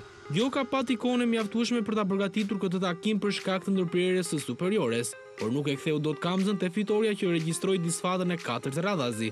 Nëse gjyqtari i ndrit Myrtja do të kishte akorduar një penallti në minutën e 27 për vendasit, loja do të kishte marrë një rrjedh tjetër. Gjithsesi Kamza e fali vet fitoren. Cungu hodhi në fush një formacion sulmues dhe që në start i afrohet golit me Qaqin, i cili gjuan me kokë pas një krosimi në zonë, por Kirev devion sferën në këndore. Te Kamza plaku merr më tepër përgjegjësi, por nuk gjen hapësira në mbrojtjen e nën kampionëve. Pas 2 iniciativave të para, loja spostohet në mesin e fushës, ku spikasin 2 luftime dhe ndërhyrje të rënda. Në arkun e 9 minutave 3 lojtarë të Kamzalinjve dëshkohen me karton të verdh. Pas një zbritje në sulm të Kamza protestojnë për 11 metrësh. Plaku kroson drejt zonës për Martinenën, por Cuculi me duart e hapura i ndryshon drejtimin topit. Gjyqtari Myrtja ka fushpamje, por nuk është i këtij mendimi, pavarësisht protestave të shumta të Kamzalinjve. Kur u mbush gjysmore loj, Kuksi zhbllokoi ndeshjen pas një aksioni interesant. Çyrbja kroson bukur në zonë për Etemin, i cili godet me kokë dhe sfera ndalet në travers. Topi kthehet sërish në lojë dhe Erlis Frashi në tentativën për ta larguar e dërgoi në rrjet duke shkaktuar autogol.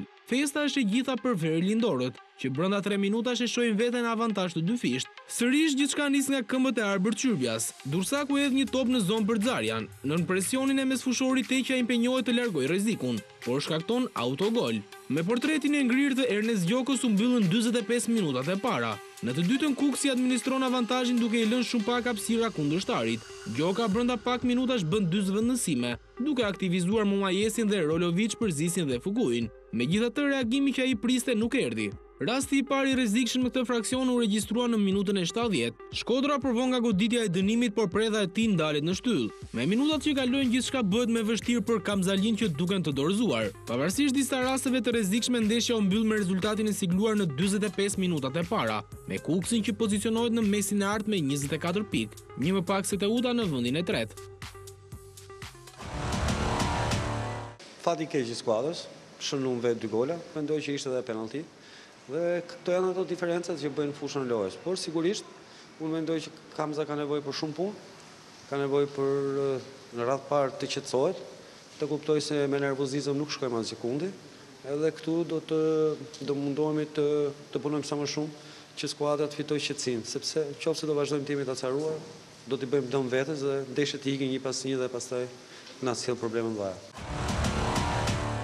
3 pikë shumë të rëndësishme për ne. Ishim përgatitur për një ndeshje të vështirë, jo të lehtë për ne. Jam shumë i kënaqur nga djemtë që i komplimentoj për lojën në përgjithësi. Në veçanti mund të vlerësoj edhe lojën e Çyrbës, i cili ishte katalizatori i sulmeve tona në krahun e djathtë. Që rrëdhoi edhe nga ky krah erdhën edhe golat. Mund të thohet se ishin 2 autogola, po ishin 2 autogola për shkak të presiolit dhe asaj që krijoi Kuksi, pra ishin të detyruar sepse po sulmosin, po kongunshin, po shkoshin për ta kërkuar golin dhe normalisht në këto momente janë gjërat të cilat ndodhin edhe në futboll si rezultat i presionit. Laçi mori një fitore me aromë Europe në shtëpi duke mundur 2-1 Kastriotin në një ndeshje të ekuilibruar. Me këtë sukses, ekipi me Mellit gjitet në vend të 4 në kuotën e 25 pikëve, aq Teuta e vendit të tretë. Ky ishte një takim me 2 tablo. Në 45 minutat e para rastet e rrezikshme ishin me pikatore, ndërsa në të dytën gjithçka ndryshoi si me magji, ku u shënuan plot 3 gola. Kurbinasit dan sinjalin e parë pas 9 minutash lojë me anë të Rexhës, që provon me kokë, por nuk ka shenjestrën e dur. Në të 25-ën, Shtubina ka një mundësi të mirë për të finalizuar, por nuk arrin të devijojë topin e servirur nga Xhixha. Kastrioti regjistroi aksionin e parë të rrezikshëm në minutën e 27 pas një topi të gjatë. Roger deli vetëm me Selmanin, por ky i fundit është më i shpejt dhe largon rrezikun. Ky fraksion u mbyll me Kurbinasit në sulm. Jonuzi tentoi portën me një gjuajtje nga distanca, por nuk ka shenjestrën e duhur. Me të filluar pjesa e dytë, Kastrioti hidhet në sulm duke i shkuar shumë pranë golit. Brenda 2 minutash Roger humbet 2 mundësi të shkëlqyera. Fillimisht sulmuesi nuk ka shenjestrën e duhur pas krosimit të Markut, ndërsa në aksionin e dytë hipnotizohet nga Selmani që bën një ndërhyrje vendimtare. Rregulli i pashkruar në futboll u zbatua në minutën e 60. Pas një goditje të lirë, Alti Parmakovski arrin të poshtë portierin Kuka duke kaluar në avantazh Kurbinasit. Ky ishte goli i parë për sulmuesin që më në fund u zhbllokua. Në disa avantazh, Kurbinasit hidhen në sulm në kërkim të barazimit dhe pas 10 minutash vendoset baraspesha. Bardhi kthen një top në zonë për Roger, i cili ja serviri Merit dhe ky i fundit nuk e ka të vështirë ta dërgojë në rrjet. 1-1 dhe skuadrat mendojnë më tepër për mbrojtjen. Gjithsesi, Kurbinasit nuk dorëzohen dhe në aksionin e fundit kalojnë sërish në avantazh. Redon Xhixha detyron portierin Kuka të nxjerrë topin nga rrjeta duke shënuar me kokë pas një krosimi të shkëlqyer. Ndeshje mjaft e vështirë me një kundërshtar, le të themi, i lehtë në letër, por që nuk rezulton kështu. Më vjen mirë që skuadra e Kastriotit po respekton kampionatin dhe shpresoj që të vazhdojë kështu sepse kampionati është akoma i hapur edhe për skuadrat që janë poshtë. Nuk na falej sot që të gabonim, edhe pse një gabim në fazën mbrojtëse na kushtovi tek goli i barazimit, por besuam deri në fund dhe arritëm të marrim 3 pikë të vlefshme. Pikët janë kryesorja, por loja e bukur mahet me shumë pak ndërsa pikët ngelin në klasifikim. Kjo është ajo që na mërzitet më shumë, sepse kishim mundësi një pjesën e parë, kishim shumë situata për të kaluar në avantazh, për ta kontrolluar lojën, për të qenë më të qetë, marrëdhënie me lojën. Megjithatë futëm vetëm presion, edhe ndërrimi që bona në krahun e djathtë më rezultoi negativ. Portieri po duhet, kur i thojnë popullor, që duhet ta nerojë në herë, por dëmtimi na dëmton atëherë kur nuk ke se si e zgjidh më nesër. Rikthehemi në studio, kemi parë edhe 2 ndeshjet e luajtura sot, nuk e di me sa vlerë ka qenë kjo fitore Kukësit në këtë formë, Gert, sot. Me 2 autogola, duket si? Apo fitore është fitore, nuk duhet gjykuar? 3 pikë janë me vlerë. Thuhet që në momentin që shkon të jetë zona e detyron e vënë presion kundërshtarin, sepse ato të 2 autogolat kanë ardhur nga krau djathtë, kanë qenë krosime në zonë, pavarësisht tensionit që duket të skuadra Kamzës, sepse është një lloj tensioni, jo presion, po tension që i detyron atë lojtar mos të jenë të përqendruar në momentin final, të 2 rastet. Dhe pa mohuar asgjë skuadrës së Kukësit, sepse realisht në 90 minuta, pavarësisht në episodi që mund diskutohet nga Moviola. Kamza filloi me 1 gol të anulluar, një super penaltit pa dhënë dhe 3 kartonat verdh në minutën e 15. Filloi Kamza. Presioni dhe psikologjia ka fut ai arbitri Shkodran sot Kamzës, s'kish futbollistë për ballonte. Pavarësisht, ishim te Kukësi. Pavarësisht, ai humbi si dha penaltin si dha ata, ndrysh Kamza fitonte. Po pra, po s'është aq e merituar Kukësi. S'është aq e merituar ajo që themi, në momentin që arbitri shkatron Kamzën, Kukësi ka zhvilluar lojën e vet, në varësi të rezultatit, ka menaxhuar pjesën tjetër të ndeshjes, kam dëgjuar deklaratat, kam parë të ndeshjen dhe lëvizjet që ka bërë tekniku, Cungur, në pjesën e dytë, kanë qenë të kushëzuar në varësi të rezultatit, në varësi të gjendjes lojtarëve, mungesat të shumta që kish, dhe logjikisht dhe Kamza do reagonte sepse duhet të barazonte. Se si erdhen, është çështje fati, dhe të jenë 2 autogola, domethënë është kulmi i tërësit, domethënë nuk ka ku shkon më. Për sa i përket asaj që pjesës gjykimit, është një zotëri që ti do të... Po me Albanon me një herë... Do të na thotë, ne në qoftë se nuk do jemi dakord, unë do diskutojmë, do replikojmë me Albanon, të dëgjojmë njërë mendimin profesional të Albanos tek Kamza Kukësi dhe më pas vazhdojmë. Albano? Po. Ju garantojnë se nuk do kemi replika për këtë moment. Okej. Besojmë ty plotësisht. Është vërtet, është momenti i... Unë nuk jam dakord me pjesën që thot Zoti Zeka për pjesën e kartonat, sepse të tërë kartonat kanë qenë konform rregullorës, kemi parë ndërhyrje nga mbrapa, dhe tereni ka qenë vërtet i pak i rënduar për rreshjeve të shiut, por te pjesa e mohimit të 11 metrëshit mund ta shikojmë, është vërtet kemi të bëjmë me një 11 metrësh të mos akorduar, të mos dhënë për ekipin e Kamzës, sepse në kërcimin e tij pas krosimit nga krau të djathtë, të 2 krahët e Cesulit janë jo në pozicion natyral, zënë hapësirë, ai ka kërcyer me duart e hapura në krah, nuk absolutisht nuk janë në pozicion natyral dhe ka zënë hapësirë dhe me të përveç pa absolutisht pa përjashtuar në këtë moment kryesorin, them se bashkëpunimi nuk ka funksionuar sepse dhe asistenti, po të shikojmë, ka një pamje fantastike dhe duhet komunikonte me audio me arbitrin, të kishme një bashkëpunim, një teamwork në këtë moment për të dhënë 11 metrësh për Kamzën. Është 11 metrësh i mohuar. Ka lidhje fare të qenit vlonjat, po koincidenca e keqe flamurtarit, 2 javë me Skënderbeun dhe në ndeshjen Vlorë kanë qenë 2 gola të anulluar të flamurtarit nga Virojsi. Domethënë ka pas kurajon, ka pas shumë diskutime, shumë i kanë dhënë të drejtë që ka të drejtën që Ansori të ngre flamurin për të marrë një vendim.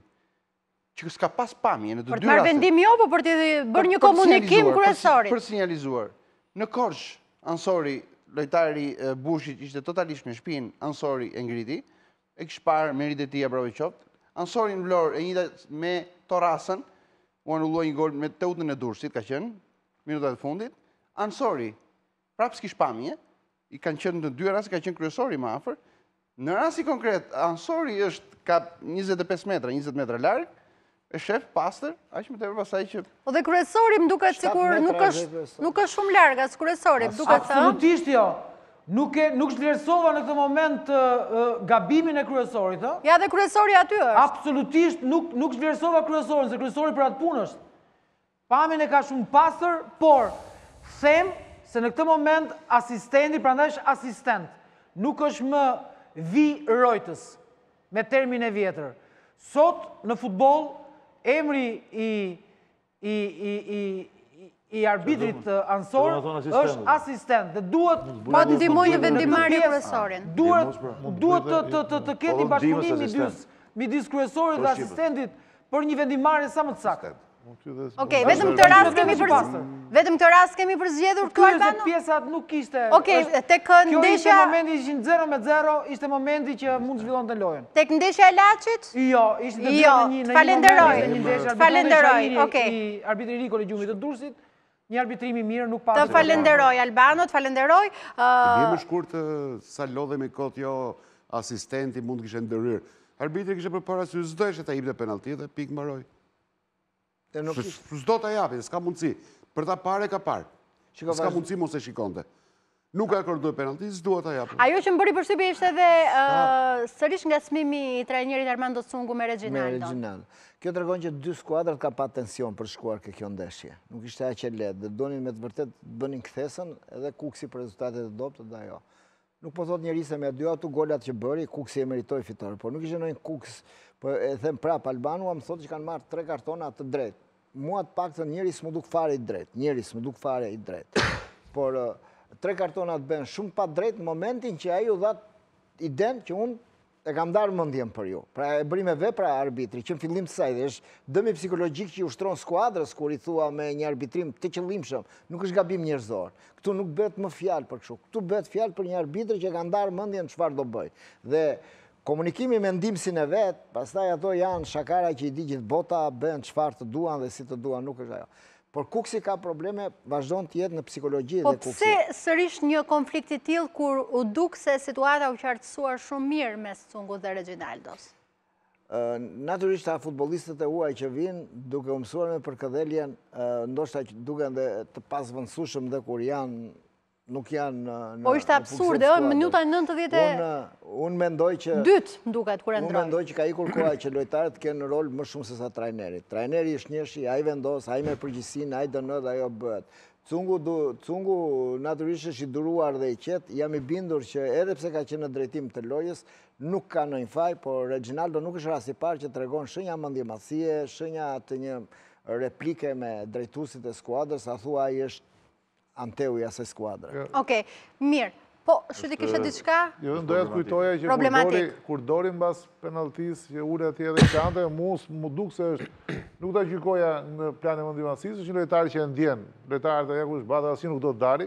Është tregues edhe në një farë mënyrë kur e zgjedh trajneri për dalë, që diçka s'ka funksionuar, nuk ka rëndësi minuta 92 apo më përpara.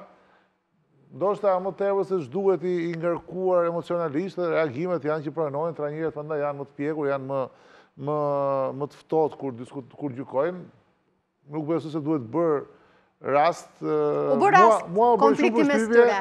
Reagimi i tij kur humbi penalltin që doli aty dhe uli kokën, nuk ajo mu duk si një vlerësim, jo mendjemadhësi, po është çështje... Jo, që ai reagon mirë dhe ndjen lojën, unë do të kujtoj një skenë që me të vërtet më ka lënë në raport me atë që ndjen si futbollist, mbas humbjes me flamurtarin, ishte i vetmi futbollist i Kuksit në Kamës që qante, më qante. Qante, besoj që duket se është ndeshje me ju. Reginaldo qante. Më duket se është ndërsa... Nuk ishte një rast që ka... Ne nuk duhet ta lëmë të kaloj pa një analizë më serioze veprimin e gjyqtarit në ndeshje, sepse këto janë ato që i kanë prishur shumë punë futbollit vitet e kaluara dhe për fat mirë ose le të themi deri tani nuk kanë qenë përcaktuese shumë. Ka pasur gabime, por nuk kanë qenë përcaktuese shumë për kampionatin. Kjo për mua është evidente një moment që gjyqtari duhet t'japi llogari atje ku i takon t'japi llogari, sepse si thua në mënyrë të hapur, në mënyrë të qëllimshme, nuk kanë respektuar lojën duke dhënë atë gjykimin që duhet. Sepse nuk është ndonjë gjë që kur e gjykojmë ne këtu nga larg se si është aty besojmë që duhet ndarojë dikush, sepse nëse hapet loja ose nëse fillon edhe këto quhen normale, siç janë quhetur normale vitet e kaluara, mua më duket se edhe këtë vit do asistojmë në prishjen të lojës, në të rezultatit, edhe ose kot që flasim për futboll dhe kot që flasim në fair play për fair play. Okej. Argjiu, fitoria e Laçit me Kastriotin, një fitore bindse dhe Laçi po bind dhe realisht shumë. Bindse, 3 pikët bindse, sepse realisht 90 minuta kanë qenë shumë të luftuara, kanë qenë një lojë po të thjesht barabartë. Kastrioti ka pasur shumë raste. Ka një rritje të jashtëzakonshme dhe Kastrioti. Po, shumë raste, unë sot pashin lojtarë që jam abit, nuk e di, ndoshta ka qenë aktivizuar dhe ka qenë jashtë forme, nuk një lojtar brazilian në vitin e parë sulmit. Shumë herë ka bërë reparti vetëm, krijonte vetë, godiste portën, ai ka qenë panik konstant për mbrojtjen e Laçit. Por s'doja t'i rikthehem asaj logjikës parë, por kur shef që një lojtar 20 vjeç, në 19, nuk e di sa Xhixha, është ai protagonist me asis për golin e parë dhe shënon me kokë golin e dytë. Një lojtar që është bërë po merr përdore vitin e parë sulmit të Laçit, që është në një moshë fare të re dhe kontingjent me sa di kam informacione e ekipit shpresa. Dhe duke u dhënë dorë mundësia disa elemente të tillë me cilësi të mira, promovohen edhe nesër mund të jetë një Uzuni apo një lojtar tjetër. Do dalim prapë te ajo që diskutuam edhe në Vigjilje. Logjika aty të çon. Por ato që janë të rëndësishme janë pikët që t'i japin siguri. Por ky kampionat ka një gjë, ka treguar që folën për një Laç që u shkarkua trajneri, Laç në krizë, 2 rezultate apo 2 barazime apo një humbi, një barazim, po humbi ritmi me kryesuesit, flitet pastaj nëse bën 2 flitet që Laçi ishte aty pranë Kreut apo jo. Duhet një ecuri konstante, një mesatare pikësh pozitive për të synuar Evropën. E shoh çik të brisht realisht skuadrën, sepse pash sot në Prapavi që kishte goxha probleme, por besoj që Memeli tekniku do t'i korrigjojë këto, ndoshta edhe ka qenë ditë jo e tyre sot, por sot mbrojtjen e Laçit e pa shumë problematike. Mirë, e mbyllim këtu diskutimin për ndeshjen e javës 14 të Superligës. Shohim kalendarin e javës së ardhshme. Kemi sigurisht ndeshjen më kryesore ditën e premte në orën 18, Partizani Tirana, ndeshja derbi që do të na rikthejë një fest në kryeqytetin tonë, kështu që të gjithëve ja u sugjerojmë të shkojnë në stadiumin Selman Stermasi për të parë këtë sfidë. Mëtej luftëtari Kuksi, Skënderbeu Teuta, Kastrioti Flamurtari dhe Laçi Kamza janë përballit e kësaj jave që sigurisht fundjavën tjetër të dielën do të na mbledhin këtu sërish bashkë për diskutuar dhe analizuar të bukrat e këtij futbollit të Superligës. Ndaloj me Superligën, por nuk kemi përfunduar. Shumë interesante është dhe kategoria e parë e futbollit dhe sot duke përfituar nga prezenca e profesor Hasan Likës, trajnerit të Vllaznisë, do të flasim për Vllazninë. Shohim javën e 10 dhe çfarë ka ndodhur atje.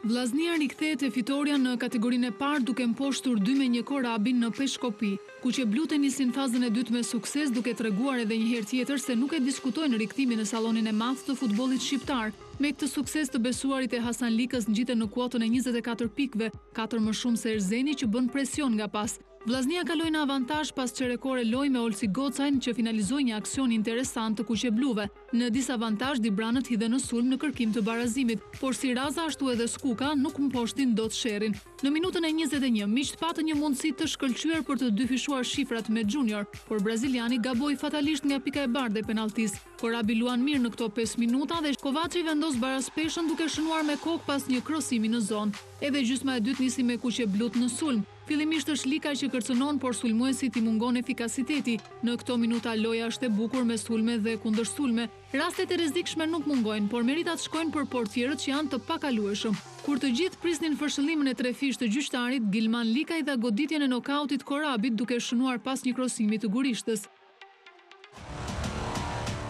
Nuk është funi botës se trafi Vllaznia, se funi fare dihet që Vllaznia ka lojtar cilësor, ka lojtar që janë qetë Superligës, por edhe ne nuk jemi më pak se ta, pavarësisht se ne kemi bëj ekip me çuna të ri për një strategji për të ardhmen, që i loj që për mua është turp që rrifesh. Megjithatë futbolli kështu e ka. I buzëqesh i fati aty në fund shumë mirë mund të na buzëqesh te fati, ne para atyre kishim raste më të pasur. Sot kemi zhvilluar ndeshje të mirë, sigurisht duhet kishim qenë më suksesshëm në pjesën e parë me ato volum lojë që krijuam dhe rastet që na paraqiten. Nuk arritëm dot, pastaj kundërshtari na goditi në një nga sulmet e rradha të pjesës së parë. Unë mendoj se ky ishte problemi, mocionimi i golit të dytë dhe humbja e penalltisë sigurisht na futi në një shok psikologjik. Por gjithsesi pjesa e dytë ishte më e ekuilibruar. Ne kërkuam ta fitojmë ndeshjen, por nga ana tjetër ne u rrezikuam edhe për ta humbur ndeshjen.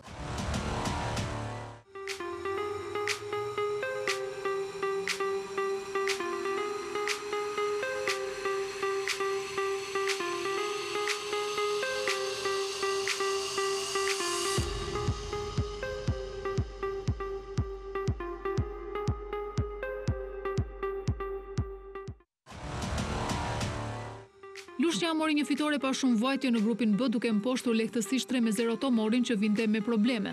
Lagunarët nuk e diskutuan për asnjë moment 3 pikshin duke i dominuar Beratasit. Me këtë sukses, Lushnja ngjitet në vend të 5 në kuotën e 14 pikëve, 7 më pak se Besa në krye që u ndal në barazim 1-1 me Pogradecin në Kavaj. Vendasit kaluan në avantazh në minutën e 35 pas një aksioni mjaft të bukur. Gjula kroson në zonë për Xhafën, i cili e ul bukur për Taulaun, që me një goditje të fortë e dërgon topin në rrjet. Ekipet shkuan në pushim me Lushnjën në avantazh të 2 fisht. Baze finalizoi në tentativën e dytë, shënoi golin e qetësisë për lagunarët, edhe fraksioni i dytë nisi me Vendasit më kërkues. Pas një aksioni të shpejtë, Sefa blindoi fitoren duke i dhënë një 3 pikësh të merituar Lushnjës që gradualisht po fillon ngjitjen në klasifikim.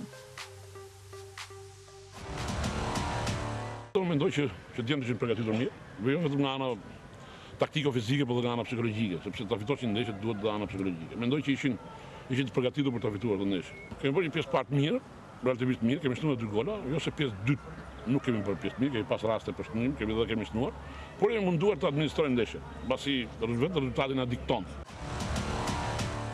Ata bën gola, ne bëm rastet. Pjesë e parë të harruar, tash pjesë e dytë pastaj që janë më ndryshe, më e ritëm. Bëram raste, mundësi po të kishim për një gol, sa të pjesë e dytë, besi me të ndeshja, unë të tash e çuaj, lozëm për një gol pjesën e dytë. E pastaj e lëm një çiz fatit apo zotit lart.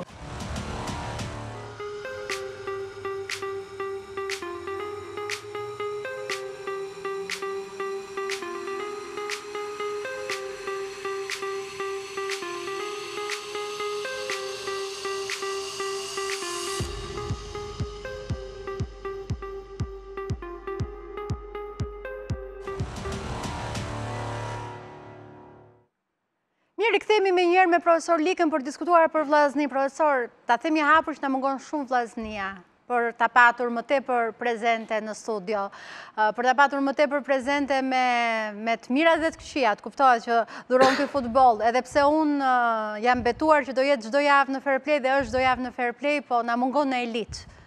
Do na premtoni që do ta sillni në elit sezonën e ardhshëm? I mungon futbolli shqiptar. E vërtet. I mungon dhe gjithëve i mungon vllaznia. Është reciproke kjo. Po mendoj se takën deri në moment jemi në rrugën e dur, po jemi ndërgjegjshëm që kemi vështirësi dhe mendoj se do t'i përballojmë deri në fund. Rezultatet kanë ecur mirë, të paktën deri në këtë pjesë të sezonit, po si e shikoni të ardhmen, sepse vetë formula e kategorisë së parë i penalizon pak skuadrat që janë në krye në fazën tjetër. Formula është e tillë që në momentin ku mbaron faza 2 ndryshojnë pikët, domethënë. Diferenca pikëve pestohet për 2. Kështu që qofse je 10 pikë para ose 5 pikë përpara, shkon në 2 pikë e gjys, 3 ose 5. Që e komplikon situatën. Formula janë gjithë të ndërgjegjshëm për të, kështu që lufta vazhdo deri në fazën 3 dhe fazën 4 kur ajo bëhet midis 5 skuadrave më të mira. Kështu që është një rrugë e gjatë. Profesor, ju jeni një trajner me një eksperiencë të jashtëzakonshme dhe në drejtimin deri në ekipet kombëtare. Si e shikoni punën tuaj tani në kategorinë e parë, edhe pse është një skuadër e madhe, skuadër elite, si e shikoni, çfarë vështirësish po hasni në këtë drejtim? Puna është njësoj. Edhe është kaq më pozitive sepse edhe futbollistët janë përgjigjur. Dhe vazhdojnë për përgjigjen jashtëzakonisht mirë në stërvitje. Edhe vështirësitë nuk janë të mëdha. Nuk janë të mëdha në kuptimin dhe skuadrat e kategorisë parë janë zakonisht mirë të organizuara, kanë shprehje futboll të mirë, jo vetëm në atë që quhet fizik, i futbolli i rënd, por edhe në aspektin tekniko-taktik ka interpretuar shumë mirë dhe skuadrat drejtohen jashtëzakonisht mirë nga kolegët, kështu që ka vështirësi. Duhet të kesh disa lojtarë cilësorë që bëjnë diferencën që ti kalosh në momentet e veçanta. Cilat kanë qenë skuadrat që ju kanë hapur më tepër probleme deri tani në kampionat? Ne pam që javën e kaluar patët një ndalesë, u rikthyet e fitoria sërish këtë javë. Ne kemi humbur neshë me Ilirin në fushë krye, sigurisht që ndoshta nuk kemi qenë në ditën më të mirë, por në përgjithësi kemi pasur vështirësi me gjitha skuadrat dhe rezultatet sigurisht kanë qenë të ngushta pikërisht për këtë arsye. Ne kemi disa futbollistë që ne kërkojmë që të japin akoma të mirë, ndoshta gradualisht po vinë më mira e tyre, sepse edhe fillimi ka qenë problematik ato fillimet e para kampionatit, por besoj që gjithë kohës kanë ardhur në ngritje lojtarë dhe një gjë pozitive ishte sidomos loja e fundit në peshkopi. Po vështirësi kemi pas më gjithë. Ajo që duket sikur ka qenë më e vështirë me fushkruajin, jo që jemi mundur, jo nuk është ajo. Dhe nesër e tjera kemi pas vështirësi, jemi endur në rezultate si deri diku jo ashtu siç duhet, por pavarësisht se kemi fitu, kemi ndjer vështirësi dhe e them jo për modesti, për e them sepse futbollistët e dinë shumë mirë që ndeshjet kanë qenë vështira, janë fituar me djerse, me mund, por që duhet akoma më tepër që të jenë akoma më të angazhuar. Si thosh, ne i famë të sakrifikojmë akoma më shumë në lojë, të japin akoma më tepër sepse shumë presim prej ne. Cilin shikoni rivalin më të fortë për kryesimin e grupit A? Paktën ke grupi jonë çka kam deri tani sigurisht që një hap më përpara se tjerët, mendoj se është Erzeni Shijakut. Erzeni Shijakut. Si po përjetohet në Shkodër kjo atmosferë dhe sa janë tifozët që e mbështesin, e ndjekin dhe e përkrajin vllaznin për të dalë nga ky moment për të rikthyer sërish në elitë? Jo, atje ka një pezvatim kështu. Vazhdon akoma ajo gjendja? Është mëse normale, është me fjalë që për ta përmbledhur është që keqe, nuk e shoh dot me fjalë. Dikë që është keqe, nuk e shoh dot, dhe unë shpirtërisht uroj që të jetë bëhet sa më mirë me fjalë. Kjo është arsyeja e atyre që duket sikur pak jetojnë apo pak vinë mbështesje, jo më tepër. Unë mendoj se gjithë jetojnë me vllaznin atje, po sigurisht janë disa dhe detyra jonë është t'i rikthejmë tifozët që të vinë nga përkrajnë, sepse nuk më rezultatet tuaja, në fakt duhet i kishin afruar dhe shumë tifozët. Edhe në Peshkopi ishin. Një grup shoqëron. Një grup tifozash ishin, edhe në Peshkopi. Nuk është se na kanë mungu. Edhe në Fushkruj, kur nuk lejoheshin tifozat, kishin nga Shkodra. Nuk kemi asnjëherë vetëm, jemi gjithmonë madha. Por natyrshëm që një kategori më poshtë, sigurisht që vështirësit janë më të mëdha dhe distancat mund të jenë në fakt një problem për të ndjekur në çdo ndeshje me një tifozëri të madhe.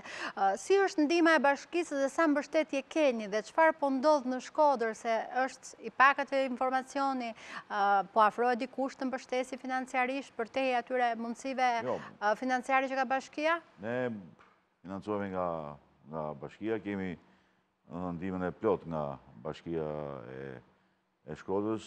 Probleme financiare kemi të zgjidhur gjithë nga bashkia. Sigurisht, ne kuptojmë që bashkia është gjithë Shkodra ajo që kontribo për futbollin për ne. Me fjalë dhe kështu që detyrohemi akoma më shumë, jo vetëm bashkisë si institucion, po gjithë qytetarëve.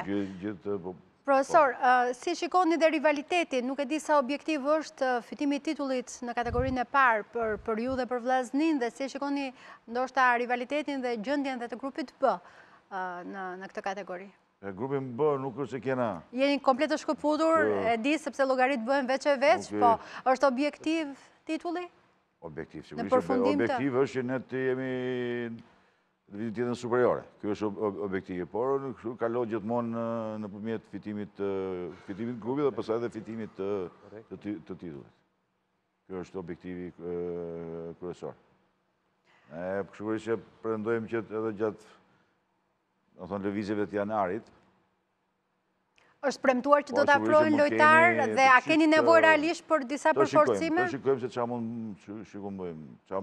mungesa kena, por paktën deri këtë momente sigurisht që pritshmëritë tona për sa i përket paraqitjes futbollistëve që kemi në grupin tonë, sigurisht që mendojmë se na mjaftojnë. Nëse do na duhet diçka më shumë, ndoshta mund të lëvizem në janar. Nuk besoj se funksionon teoria edhe Shkodra me Shkodran. Atje, po. Po? Nuk besoj se edhe aty do të flitet për teorinë edhe Shkodra me Shkodran. Jo. Ishte në formë batute.